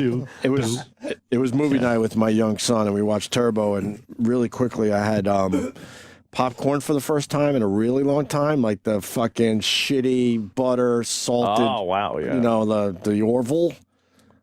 I went to bed with like fucking puffy model lips. My fingertips were dried out from the salt. Just decided to take the moisture right out of your fingertips. I felt like shit. Yeah. Oh my god! Because I just don't eat that stuff. That And when you're salt not is an used to amazing it. chemical. But my lips, I was like, they were all dried out and like all swollen. Nice and puffy. Yeah. Thank you. It's duck lips. And then the butter was everywhere. I felt butter on my entire body. And did it get like caked on the roof of your mouth? Everywhere. Yeah. And then I couldn't wash it off my face, my fingers. You just start to feel greasy. Oh, it's unbelievable. I like to take it was awesome. It was delicious, but the butter at the movies, dude, and you just let the popcorn butter go in your hand and you lick Oh, it really? out. I don't eat butter and salt for the most part, so that was a doozy last night. That's why you got to keep eating that stuff. It's like immunity to it, and then eventually you just die from it. Can't you eat? I can't believe it's not butter. That's better, right? To get some like really fresh popcorn. But Orville doesn't believe in that shit. No. They pound on the butter. Oh my god! It's like anything else. Real butter with real salt on there. It just tastes fucking better. It was amazing. I'm not gonna lie to you, but I felt dehydrated from all the salt. I got that popcorn machine downstairs and fire that fucker up. Oh my god, it's great. I really want some popcorn. It's so goddamn good. People are saying the biggest problem with Fast and Furious 7 is it's about a bad guy killing the good guys. So they're probably gonna have to rework the script. Yeah. Or just have him die in it. That way they don't have to worry about filming any other but scenes. they didn't film a death scene, so what are they going to do? Go, did you hear what happened? No. Just explode like do it. They'll get an actor, and you only see the back of them. And then they'll show the like car. Brandon Lee, right? Like Bela Lugosi. You do it like they did in like Toxic Avenger, where you just get like a watermelon and you paint it flesh colored and have a tire run over it. Did they do that? Yeah. Did it look good? It looked awesome. But I mean, not realistic. It looked awesome. All the old trauma movies are like that. Yeah. And one more thing about Fast and Furious. This is the ridiculous world we live in. Wheel of Fortune used a Fast and Furious thing as a puzzle. You know, so you had to guess that it was Fast and Furious. And I guess that's an issue for whatever reason. Yeah. And so they had to scroll an apology across the screen. Well, it was an episode that was already filmed, obviously, right? Yeah, it had been filmed like 2 months ago. Why are the two connected? Why would I you think have people to could handle apologize? some dope, solving the puzzle by saying, is it Fast and Furious? Yeah, but it was just an inappropriate question. What movie won't there be a part 7 of? It was inappropriate. Well, why is that a problem? It was filmed before the tragedy, and Oh, it was because the question was, how does Ian Watkins like to fuck? Now that's okay. offensive. Now I understand. Yeah, it was just too much. We're so quick to apologize, make sure no one's feelings are hurt, and it's just like this is as innocent as it comes. It's just weird timing, but there's nothing bad there. Everyone's got to apologize for everything. Say sorry. You want to see the DVD commercial? This is what they went with. Fast and Furious 6 on Blu-ray DVD. A portion of proceeds will be donated to Paul Walker's Reach Out Worldwide charity organization, which funds first responder efforts at crisis points around the globe. They're only showing nice moments of hugs in the fucking movie? Available December 10th. I don't want to laugh at the guy's death. No, you gotta Come laugh on. because if they really gave a shit, they just would not be selling it. But they don't want to give away. They don't want to lose all that money. Could you do me a favor and look for Fast and Furious 5's DVD commercial to see what they would have done? Well, the chilling part similar. is it's the same commercial, which is really, they knew this was going to happen. Oh, wow. They knew. They know? Because, it's an action fucking movie. They must have been beside themselves in that meeting. What do? We got to sell this DVD. It's just coming out now. Oh, well. Oh, we could contribute some type of... is that it? Yeah. All right, here we go. All right, $1 million quarter mile. All right. What do you say, Don? Yes, yeah. Yeah, see? One last job. One last You job. realize this is the most powerful Fucking guy in spinning the cars. $100 million. You say what? Yeah, look at that car. Explosions on fire. On fire. The Rock was in that one? Chicks. Explosions. Cars flipping over. Fast and Furious 5. Look for it on Blu-ray and DVD. More tits than you can count. Vin Diesel. All right, and now we have what? Yeah, go back to 6 Now we. A mere year later or a couple years later. Because what happened? That was. Right. You see that bad guy die in that car wreck? Oh, the cars were flipping, crashing, It was on burning. fire. Everyone's just trying to figure out how they can sleep. Hold on. Sleep better at night. Yes. Because they're like, oh, God, we look like assholes if we still sell the DVD. But if we show the somber side of us, then we could still make all that money. And I could sleep better at night. Well, no, not all. A portion of the proceeds I'm will sure go to it's charity. very small. One shitty little portion. It's like, wow, I saw that Fast and Furious 5. That was pretty good. You see the fucking thing? The movie's great. Oh, 6 is out. Let's see what this is all about. It looks really cool. When you buy Fast and Furious 6 on Blu-ray or DVD, a portion of proceeds will be donated to Paul Walker's Reach Out Worldwide charity organization. Not one shot of a car. Around the globe. Fast Dude, and they didn't even Furious show 6, one car. available December 10th. But what? This is like a chick flick? Or? Yeah, is that a rom-com? Let's be honest. They are in a really rough position. Oh, they are. He died in a car crash, and they're like, okay, we have to pay the other actors. They all have deals. They should sell it. Yeah. And how do we sell if he died in a boating accident, they'd probably show the Paul Walker's. But he died in a car crash. Yeah. The stores already have the DVDs before he died. Like, you know what I mean? This is like Rocky 6 coming out, and Sylvester Stallone was punched to death. How do you show that? It really is. You're right. Yeah, or The Woodsman 2 is coming out, and Kevin Bacon just died tickling someone. I know, but I mean, it's a little ridiculous to go to the opposite extreme. Yeah, that's just a rough. What do you do? I guess it's like Florentine's bit about the NFL trying to sell pink jerseys and giving like a tiny 2% to. I don't even know if it's 2%. Yeah, it's a horrible charity. It's a good cause, but a horrible charity. Meaning, not a lot of that money gets to the actual cause. Right. Oh, yeah, that's just There's so a bunch they of charities like that. Done something so they could do that somber thing. So why is everyone talking about Michelle Obama knocking that girl down? It was just some dumb accident, right? What, did she fucking And the girl's knockout all right. game? Is she playing knockout game? She's playing the knockout game. I guess their stupid dog knocked over a girl by accident. Yeah, it was funny. Fuck. The clip's everywhere, though. Crazy. Yeah, oh, it is? I haven't seen this. Oh, You no? haven't seen this yet? No. I'm looking. There's a good animated. Yeah, I'll just show you the. I guess. Dog should be put down. Sounds Well, vicious. Yeah, you know what? If that was a bear, they'd kill the bear, right? Yes. No, I can't find it. It's here. I scroll through so many videos. There's a lot Mediaite. going on. I like Mediaite. Helping little girl. All your clips in one place. As far as new Sunny. shit goes. Their dog Sunny. I think one of our old interns works for Mediaite. Really? I believe so, yeah. Which one? Noah, right? The first Noah, yeah. Yeah. He's becoming a big deal. Julia? No, the one before. No. By the way, someone reposted that. I saw that. I reposted it again because it gets better every time you watch it. Noah, too, who did Julia, had the video pulled down, and anybody who had copies of it sent the cease and desist. Why?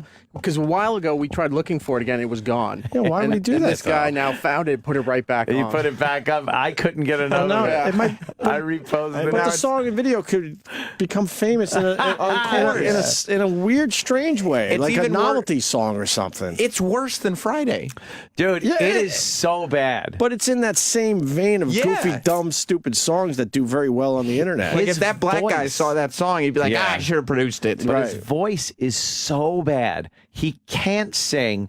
He's in this video with talking about how hot this girl is. He is so gay in the video. So gay. I honestly don't remember the video. Oh, we're gonna play it, but we first have it? Michelle It's Obama. fucking fantastic. Yeah, let's do the Michelle Obama thing first. Julia. Or it doesn't matter. She knocked over. Oh, here we go. Here's the first dog. and see, and her canine. That little girl right there, boop, on the floor. That's it. That's it. Little girl I got didn't knocked see down. it. She's not in the walker though, is she? Poor little white girl. This No, was racist. That's that little kid. This was a racist attack. though. And then she pets the dog. Whatever. Everything's fine. By the way, we forgot to add some people to our list. Dead people? Yeah, that Ann was trying to ignore it, but it's a good list to continue. Sniper guy, Chris Kyle. Yeah. We also The race car driver. we did that one. Oh, okay. The guy who I forgot his name who leaked the wiener photo. Your Oh, pal, yeah, your yeah. pal that used to Yes, drink with. Breitbart. Yes. Yes. And then someone's saying the guy from the Super Bowl contest also died. They got stung in the nuts. Yeah. Did he really? I don't know. That's what someone just told the me guy on who got Twitter. stung by the wasp? Sex for Sam guy. Yes. Sex for Sam guy. He's passed away. Who else? Yeah. Jerry Shepardini had a hip replacement. Well, that's okay. He's fine. That's all right. He'll live on. Corey Haim. Oh, Corey Yes, Haim's Corey been Haim. on the show. All right, Corey. All right. That's right. Let's play the Julia video. Oh, remember this. Julia. Oh, I like this kid. He was all right, dude. What? This Why'd you say that, video. Sam? Because this is strawberry shoes. Oh, that was that guy. Fucking video. Well, this intern, he's the one who would show up for work all dressed fancy because he was a rich kid. Yeah. Right. And he just got under Ope's skin in the worst possible yeah. way. And He's got everything handed to him. I hate those type of people. and you started throwing chocolate-covered strawberries in his suede shoes. Really nice suede shoes. We assessed his outfit, and his one-day outfit was worth over $2,000. Jesus. That was to come into intern. Come to intern. Well, look how his video starts. That's It's Beverly Rodeo Hills, Drive. Rodeo Drive, and he's in a Rolls Royce. The Rolls pulls up. Even if you rent a Rolls Royce, that's expensive Oh yeah. to rent one for the day. The quality of the video, like cinematic Yeah. quality, is very good. So it must have cost some money. Production value. Production value. There's chicks and stuff. And the he production value- prances around like a Mary in this, and his voice is terrible. Whatever happened to this kid? I don't know. Apparently his music career is going very well. Yeah. But the production value of the song is good too. He paid producers a lot of money to make this sound like a boy. real song. They should have gotten a real singer then, because Well, he's terrible. Do you remember the video? I don't know. Wait, there's a Rolls Royce. Yeah. Is that a Rolls Royce? That is. It's a yeah. Rolls. Rolls. Oh, okay. Rodeo Drive. Cool. Let's take a look, shall we? Show Jimmy. It's pulling up. Oh yeah, look out. cool. A little establishing shot. Yeah. Nice. Whoa, look at those tires, man. Rims. Oh yeah. Now it's Julia, Jew. LIA. License plate. Listen to his voice. With his dancing? He's all off Kate. Okay. He's got a cane and a top hat. And white gloves.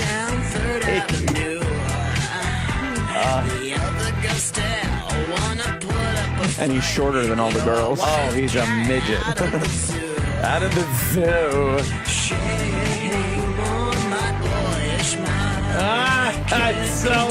It's so femmy. He wins the femmy. He does. He wins a Femi. This song wins a femmy. He makes everybody feel like they could be a singer too. Oh yeah. Oh, he's dancing. He's dancing well. It's professionally done, but his girls are kind of shitty. Yeah. Yeah. I mean, it looks genuine the way they're all into each other. Oh yeah. He's tiny. He's so femme. But he likes girls. Look at all the girls around Yeah. him. He's not fooling anyone. Yeah. This is good. Sing along. Oh, shit. Julia.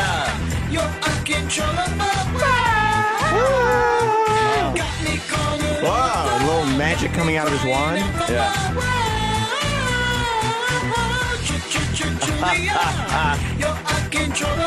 He's laying He's in a going bunch of shopping Yeah. with the girls. Yeah.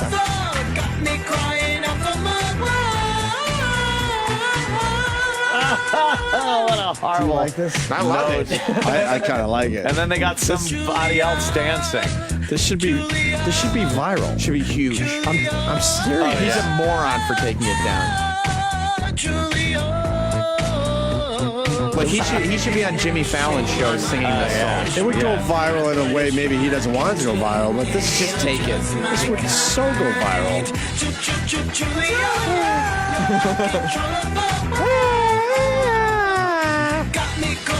Do you enjoy watching the video? Huh? You like watching the video? I watch all the time, yeah. I was so happy when it get reposted. Do we have a copy saved? He's singing over. We're going to save this one, yeah.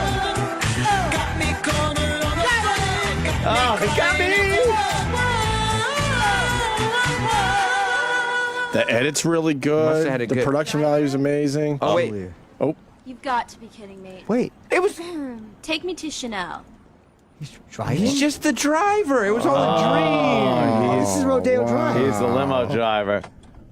Oh, But he is tipped us a he? wing. Huh? Or is he? Why does he tip his hat? He Look tipped at his the- hat because he's looking at the camera, because he knows we just saw the video. It was all a dream. But we're in on it. Or was it? Well, We're in on it. But it was, though, because if he was dancing, he'd probably be all sweaty and smelly. And He might have been doing all that while she was shopping. He's got his own shit going on. Yeah. It's spelled. The name is Jewlia. Yeah. Well, Jewel, you know. You know how different this song would be if instead of LIA, it was Bagel? That was the name he gave her. He's dumb, though, man. That should go viral. It's fine. It should be huge. And you notice the generation... That's the pop music, you mean? No, the video itself, it's losing quality because it's, generation after generation. Because he keeps pulling it and then someone finds it somewhere, but it's not as good as the original copy. That's the 2013 version of the VHS dub. How old is exactly? That's sort of what exactly Totally. what I was trying to say. How old is the original? That thing's got to be 7 years old by now. He did it pretty quick after we, 2005. Do you think he's embarrassed by it? Yeah, I think he was very embarrassed by it, especially I think his real problem was the response it got. And the fact that it did gain a certain notoriety on this radio program. Yeah, but it was ready to get notoriety everywhere. 100%. It was ready to cross over. I'm telling you, it's just what the internet likes. If he put this out weird full shit. quality on his channel. Right. And just accept that, I mean, one of the late night guys would get it. Fuck yeah. And he'd become huge. You know, our female intern was getting all lathered up watching it in there. Oh, Nikki? Nikki, yeah. she likes stuff like this. She's getting all excited. She likes pop music. Does so, she? Yeah. That was terrible. You're just fucking making shit up. She was watching it. Oh. Can you ask Nikki what she thought? Nikki, what did you think? Come here. What do you think of Julia? I think he might be a little gay. What? Did it come off like that in the video? Yes. What about all the girls that were with him? Yeah, man. That doesn't mean anything. No? No. He was shopping with them, though. Yeah. Right, shopping with him. Oh. He was touching them and stuff. Yeah, they were dancing. Did you see They the were gloves? dancing with each other. It was a little awkward. He looked a lot gay. That's why I think it would be an amazing hit. Yeah. And he's walking everywhere on these late night shows with a girl on his arm. Right. He's the new Liberace. Any women in your life? I don't know. I thought it was well produced and enjoyable song. It's extremely well produced. Would you put that on your iPod? Yes, I would. I would love to know who did that for him. Yeah. I think it was people with some real credits. Would you have him on the show as an artist, as a guest? Hell yeah. In a fucking second. What if he said, I will only talk about my song I would say, and video? we'd like you to come in at 6. Spend as much time as you like. Feel free to stay till 10:20. Julia. Break the song down lyrically. All I want to do is find out the behind the scenes of the video. The wink. What made Could you him do go, the wink? That's just artistic. Ugh. Gary Coleman being Oh added to the my God. list. Richard Yeah. Jenny being added to the list. Oh. Damn, man. And people are shocked by the Dahmer detective. We had an amazing time with that guy. He was Yep. awesome. And then died of a heart attack. Oh. Only a couple months after he was on our show. Yep. All right, let's go to Kenya. Got a Kenya news story. Man charged in court for fucking a goat. And the goat is in court. The goat. To give a victim statement? Yeah, I guess. Yeah. A victim. Why is the goat in court? Because it's Kenya. Honestly, the goat, they asked him if it was how he was doing, and he said, I couldn't even do it, ironically. Saw it coming. Yeah, I couldn't do it. Can we play it from there, or you want me to play it from here? I cut it down a little bit on the audio, but we can play it. How from long here. is that clip? 125. Oh, Like, cut it perfect. out 20 seconds. Perfect. Oh, didn't Buddy Epson die? Finally? Yes, also the guy from The Naked Gun. Right. Leslie Nielsen. Julia, you're uncontrollable. Whoa, doggies. You humiliated Leslie Nielsen when he called in the show. No, he didn't. No? A little bit. I don't think so. A little bit. What? Yeah. All right, you want to hear the story from Kenya? No, not really. You don't? Mm-mm. All right. The man put his penis in a goat. That's Jamaican. I want to hear about the man putting his penis in a goat. Is that what they sound like in Kenya? Yes, it is. You're charged before this court with putting your penis in a goat. How do you plead? It's a whole different continent. Yeah. All right, why don't we play this? Go ahead. Hit play. A Malindi court has sentenced a man to 10 years. You're trying to tell me I don't know? Yes, it does. The court sentenced a man because he put his penis in a goat. That's not the right slang. Yes, either. it is. Listen to the woman tell the story. Is in prison for defiling a goat. Yes, Interestingly, prison. during the sentencing, the goat that was defiled was present in the courtroom. Here's the story. There's the goat. It is in the Is that the goat? Yes, in the courtroom. That's also the courtroom. Yeah, well, you see, wonderful. because he was going to give a victim impact statement, and then they're going to cut his throat and eat it. Of course. Exactly.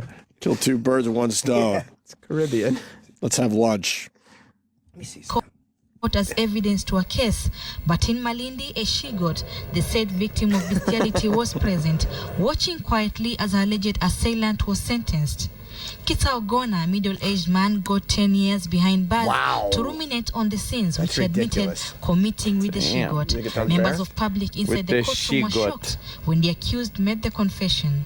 But what surprised them more was the sentence. Slapped on the accused by the Malindi resident magistrate Mudhoni Nzibe, 10 years for bestiality was a new record in this Malindi courtroom.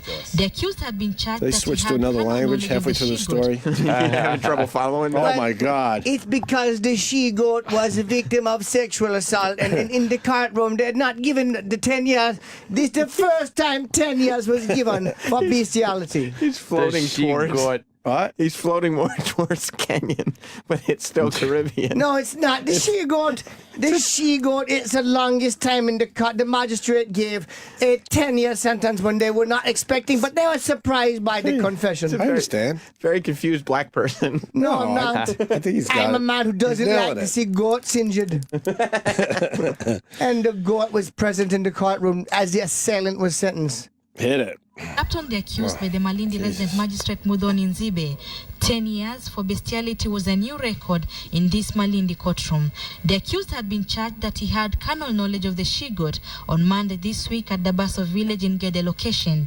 The prosecution told the court that Kitsao was caught in the act by a man who was passing by the bush where the incident was taking place. That you see, right? That's what that the man had carnal knowledge of the goat, and because the man passed by the bush and see the man assaulting the goat, there's no room for interpretation. He had to get 10 years in the courtroom. The magistrate saw to it. That's what they sound like.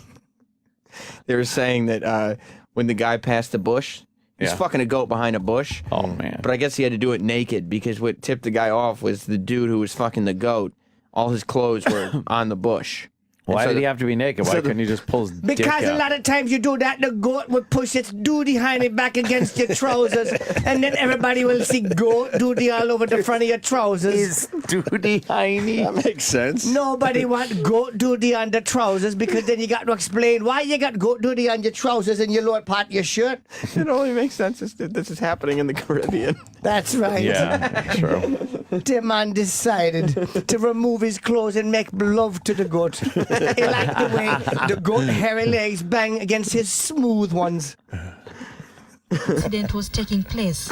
Also present in court was a report from district veteran officer indicating evidence of the act. In mitigation, the accused pleaded for pardon, saying he had a disabled wife who depended on him. But the magistrate insisted the offense was serious. He has been given 14 days to appeal. Appeal. So he's going to get 10 years. Yeah. But his excuse was, no, have mercy on me. Even though I fucked that goat, I have a disabled wife that's going to need me at home helping And that's her. why, probably. Right. Yes, the wife was not able to make love, so he had carnal knowledge with the she-goat. He tried to have carnal knowledge with his wife, but he could not because of her disability. I love that they called it a she-goat. It's a she-goat because homosexuality is even more wrong than bestiality. Yeah. He would have gotten like 40 years. Oh, yeah. What country is this? Kenya. Well, sure he can. They're that crazy about crimes like that in Kenya? You'd be surprised. It's probably running rampant. You would think that would be way down the list of things they're worried about. Yeah. But wow. All right, and then we got the Biebs. Yeah, what's this Bieber story? What the fuck? Well, he's in. His new thing is graffiti. Really? Yeah, he loves doing graffiti. That's his art. That's his release, he says. Oh, cool. Good for him. He needs one. Do you like Bieber? Fuck yeah, the Biebs needs a release. I get distracted easily. What was that Bob Barker thing? Oh. What did he say? Bob Barker, I'm turning 90, and I could still beat Adam Sandler's ass. Oh, he's still going with that. That's hilarious. Price is wrong, 89? bitch. He's going to be 90, I Fuck, guess. man. I mean, I'm turning 92, but not for a while. Oh. That's hilarious. But yeah, so now Justin Bieber is he's doing graffiti. That's his release. No. What is it? What do you mean? Like he paints pictures with spray paint on walls. Oh, he thinks he's gonna. He's like faces Banksy. Like Banksy. Yeah, like exactly. Except with him name is Sperm Banksy. Wow. What kind of shit does he do? Would you like an original Biebsy? Yes, I would like to see him draw something maybe out of fondue. Chocolate fondue. Let me see some of his work. What kind of shit does he do? He does like funny faces. Is his fan base eating it up? Oh, the girls, they love it. Do they? Yeah. Really? Who's his And where's he demo doing now? this? Like wherever he performs? This one got him in a little trouble. Oh no. That Why? looks- Because it was black? Yeah, it looks That like looks very African. you could construe it as racist. Yes, like blackface. Oh, this guy is gifted. Yeah, like wherever he performs. This He draws one, cartoons. this one was in Rio.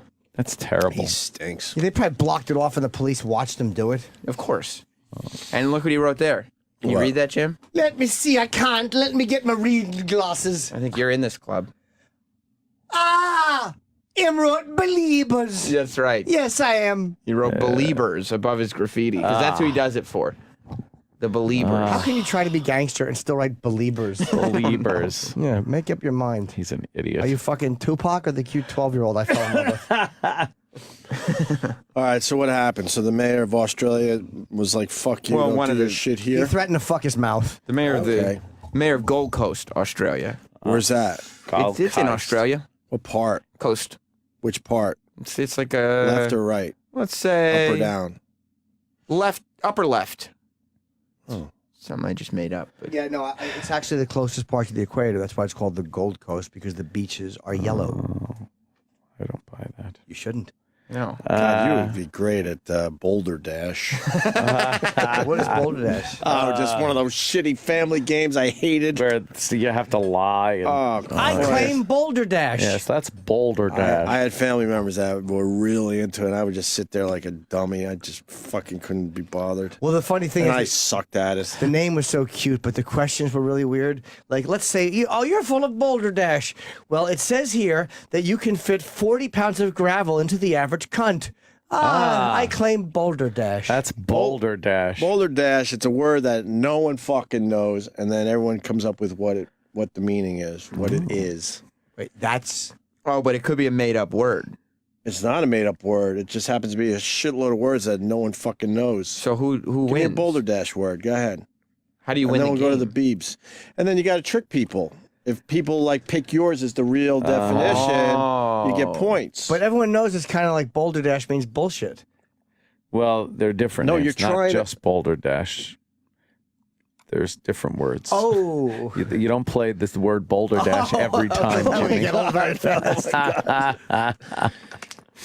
Yeah, you want people to pick yours. Because if you pick the right definition, you get the points. What if you But just if you know the pick someone word? else's definition, which isn't right, then that person gets the points. I was good at Boulder Dash. I called it this Scrabble. game, man. Okay.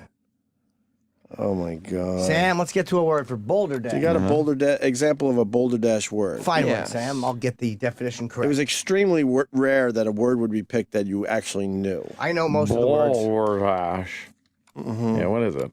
Can't they fucking these poor whales? That sucks. Yeah. I guess they can't just stuck in that booth. Drag them. It's just the running joke that never Now, why are ends. these lazy whales lounging on the beach?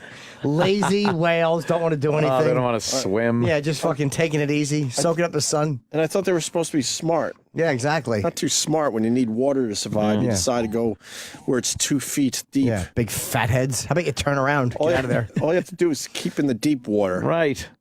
Yeah. Use your sonar, shitheads. And here come the real answers now. You know the reason. Because the man-made noise. Because the last caller was full of shit. It's because... Yeah, a bunch of lazy whales trying to get some beach time. That's without what they paying. are. You got a Boulder Dash word? I do. All right. Cockatory. That one was for a while. Chip does like that word. Cockatory. And then you sit there and you come over with a definition for cockatory and hope people believe that yours is the right definition. Oh. What is the actual definition of cockatory? Why don't we have to guess? Yeah. A place where cocks are stored. Oh, is it a place where cocks are stored? No, I say it means something like crazy. Crazy or off the wall. No, actually, I kind of know this one. It is a place where you manufacture spigots. Huh. Yes. See, that's how you would handle it. Oh, okay. I'm going to say it's some type of pasta. A cockatory. Or it could be cockatory. That's why I sucked at this game, because that would probably be my real definition, too. A time when you would say no thanks to the Tory. What's so stupid? What's the answer? Cockatory means what Anthony did not say. It's Boulder Dash. Oh! Of course. Cockatory means to be accompanied by loose bowels. Ah. Like, to be accompanied, that means you bring them out to the Yeah, you theater bring them with you. No, Just a shitty asshole. Well, a ticket for me and my cockatory. For the diners, the effects of the chicken cacciatore, alas, were cockatory. Dude, Rob Ford's walking down the hall. What? Right there. That's not a flattering comparison. Not Rob Ford at all. That was Rob Ford. No. It's Bill He said he was Chevy. losing weight. Yo, Rob! Yo, Ford! All right, let's get to the mayor's story of the Gold Coast of Australia. Chevy. He's had it with the beeps. Right, so, Go ahead. so Justin Bieber, he graffitied in Australia, right there at the Gold Coast, and the mayor put out a video message to The beeps. but he called him Justin Beaver. Justin On Bieber. purpose? I don't know. No, that's how I say beaver. Coming here. Painting up our walls. Justin Bieber. Hi, TMZ. Oh. Mayor Tom Tate here from Australia's Gold Coast. You know, I've got a I message have done heroin and crack cocaine. for Pop Princess Justin Bieber. Princess. Wait, We go love your back, because that's music. It's too... Gold that- Coast. he really thought that You know, over. Go Mayor back a Tom little Tate bit. here from There you go. Australia's Gold Coast. You know, I've got a message for Pop Princess Justin Bieber. Whoa. We love your music, but we hate your graffiti and your vandalism here in our city. Mate, you've got two choices. Come back and clean up your mess, or come back and sing at the Mayor's Christmas Carol this Saturday on the 7th of December at Broadwater Parklands. Oh, he's If trying to everyone get- agrees with me, you can call the hotel. The number's on the screen. Let them know number is that they that? should get out there and get Justin back to clean it up. Use Skype. It's a lot cheaper. Make me a believer. Oh, Christ. Don't. Turn it into a publicity stunt. Of Yuck. course. Then the hotel came out Yeah, and said, and said, fuck off, Mayor. We want Justin Bieber's graffiti to stay here right. because people are coming to see the graffiti. Dirtying up our town with your fucking graffiti. Justin Bieber. Justin Bieber. He did say Beaver. Yeah. You get it? That's how Yeah. they say Bieber over there, though. Yeah. But the man, him said that Justin right on the wall. Him. I love Jamaican Jimmy. Even It's so good. No, it's not Jamaican. That's from down under. Oh, is that? I thought it was Kenyan. No, Australian. This one's different. Kenya was a little higher. I don't know why I saw a map of Australia with all of Europe placed right in the middle of it. All of Europe fits in Australia. Australia's huge. Yeah, but you know how hard that would be to pull off? It would be very hard. You need a lot of shovels. And a thing to move Europe. Yes, move an entire continent. It fits in Australia? It's huge. Wow. Let me see that. Big. Where's Yeah, that there map? it is. The alleged map In the that middle. claims No. exists. No, it's overlapping into the water. No, go. Isn't this Australia? That's the United States. Go back. The red part. The red. Wow. No, go down. It's the size of our country. No, go Gives down. a fudge. Go down. Right. No, in the middle, the colorful one. Yeah. Up. No. Up there. No. Come on, no. you said yes. No, shitbag. It's right here. No. The next one. That one. I told you. Yes. See? Okay. Is Australia really only as big as the U.S.? Come on. Yes. It's gotta be Put bigger. Europe in the U.S., No, Sam. it's got to be bigger. I just told Sam what to do. It's got to be bigger. Everybody heard you. Yeah, that's Australia. Come on, Yeah. no way. Yes, we're bigger. See, and there's little New Zealand right there. I don't Yeah. believe it. Stop it. You don't I'm believe not. it? No, I think this that's isn't- something weird. Yeah, no, that's not all of Europe because Russia's not there. Well, Russia's not part of Europe. Russia. Europe, you dunce. It's Russia. Soviet Union. I don't know. Plug time. Don't forget about the Opie and Anthony podcast. This week, it's the best of Tippy Tom, our homeless friend. Go get that and spread the word of the podcast, please. We're crunching the numbers and trying to figure out if there's a business model there for the future. Love crunchy numbers. Right. And Jimmy's got something. American Degenerate is doing very well on Netflix. I appreciate everybody watching it. And I'm really, Netflix is the place you want your stuff. Oh, yeah. Next Thursday, I'll be in L.A., 8 o'clock at the Improv. I'm doing one show in Los Angeles. Oh. And then the 20th and 21st, I'll be at Bananas. It's a new club in Mount Kisco at the Holiday Inn. Bananas. And then December 27, 29, I'll be at the Hard Rock in Vegas. New Year's Eve, San Diego, American Comedy Company. January 9 through 11, Raleigh, Good Nights. And then February 14, 15, the Borgata. Go see Jimmy. President's Day weekend. Mm-hmm. Yes. Go see little Jimmy Norton. Or just go to my website. You know what county Mount Kisco's in, right? Where? Westchester. Is it? Yeah. How far from the city is that? Best It's not far. Probably like half an hour. Oh. Oh, Dr. Steve. Let's see. 45 minutes. 45. Thank you, Kenny. I Oh. couldn't have waited. Just. Yeah, right. That's it. All right, we'll see you guys tomorrow. Home, as they say. Make sure you check out Ron and Fez. Why is Yeah. Dr. Steve calling you, Aunt? He texted me that he thought it was funny you sneaking in a plug. And he thought the show was very entertaining today, which makes me go home feeling a lot better if Dr. Steve says it's good. Yeah. Oh, yeah. I like Dr. Steve. He's all right. He's tolerable. See his Christmas card this year? Yeah. Yes, it's Who Kid. Him and the Who Kid. Do I have time to make a Christmas card? Yeah. Yeah, you gotta do it right away. Where can I go to get Christmas cards made? What are you going to put on it? You going to take a funny picture? Should take a funny picture. You kind of dress. Something about a dress. You know the best Christmas card every year? Stengel Brothers. Oh, that's right. I've gotten a few of those. Yep. Yes. What was they usually do some kind of a They were one year they were in a bathtub together. team event thing. Yes. They did a wedding one where Justin was in a dress, I think. Some kind of dress. Yeah, something about a dress. Something about a dress. Jimmy, haha, I meant the Australian guy. All right, Dr. Steve, you're a little sleepy today. I don't know what he's talking about. Oh, Aunt, good news. Nah, God damn it. The Opie and Anthony Show is available later today with SiriusXM On Demand. SXM On Demand. SXM On Demand. SXM On Demand. SXM On Demand. SXM On Demand. SXM On Demand. SXM On Demand. SXM On Demand. SXM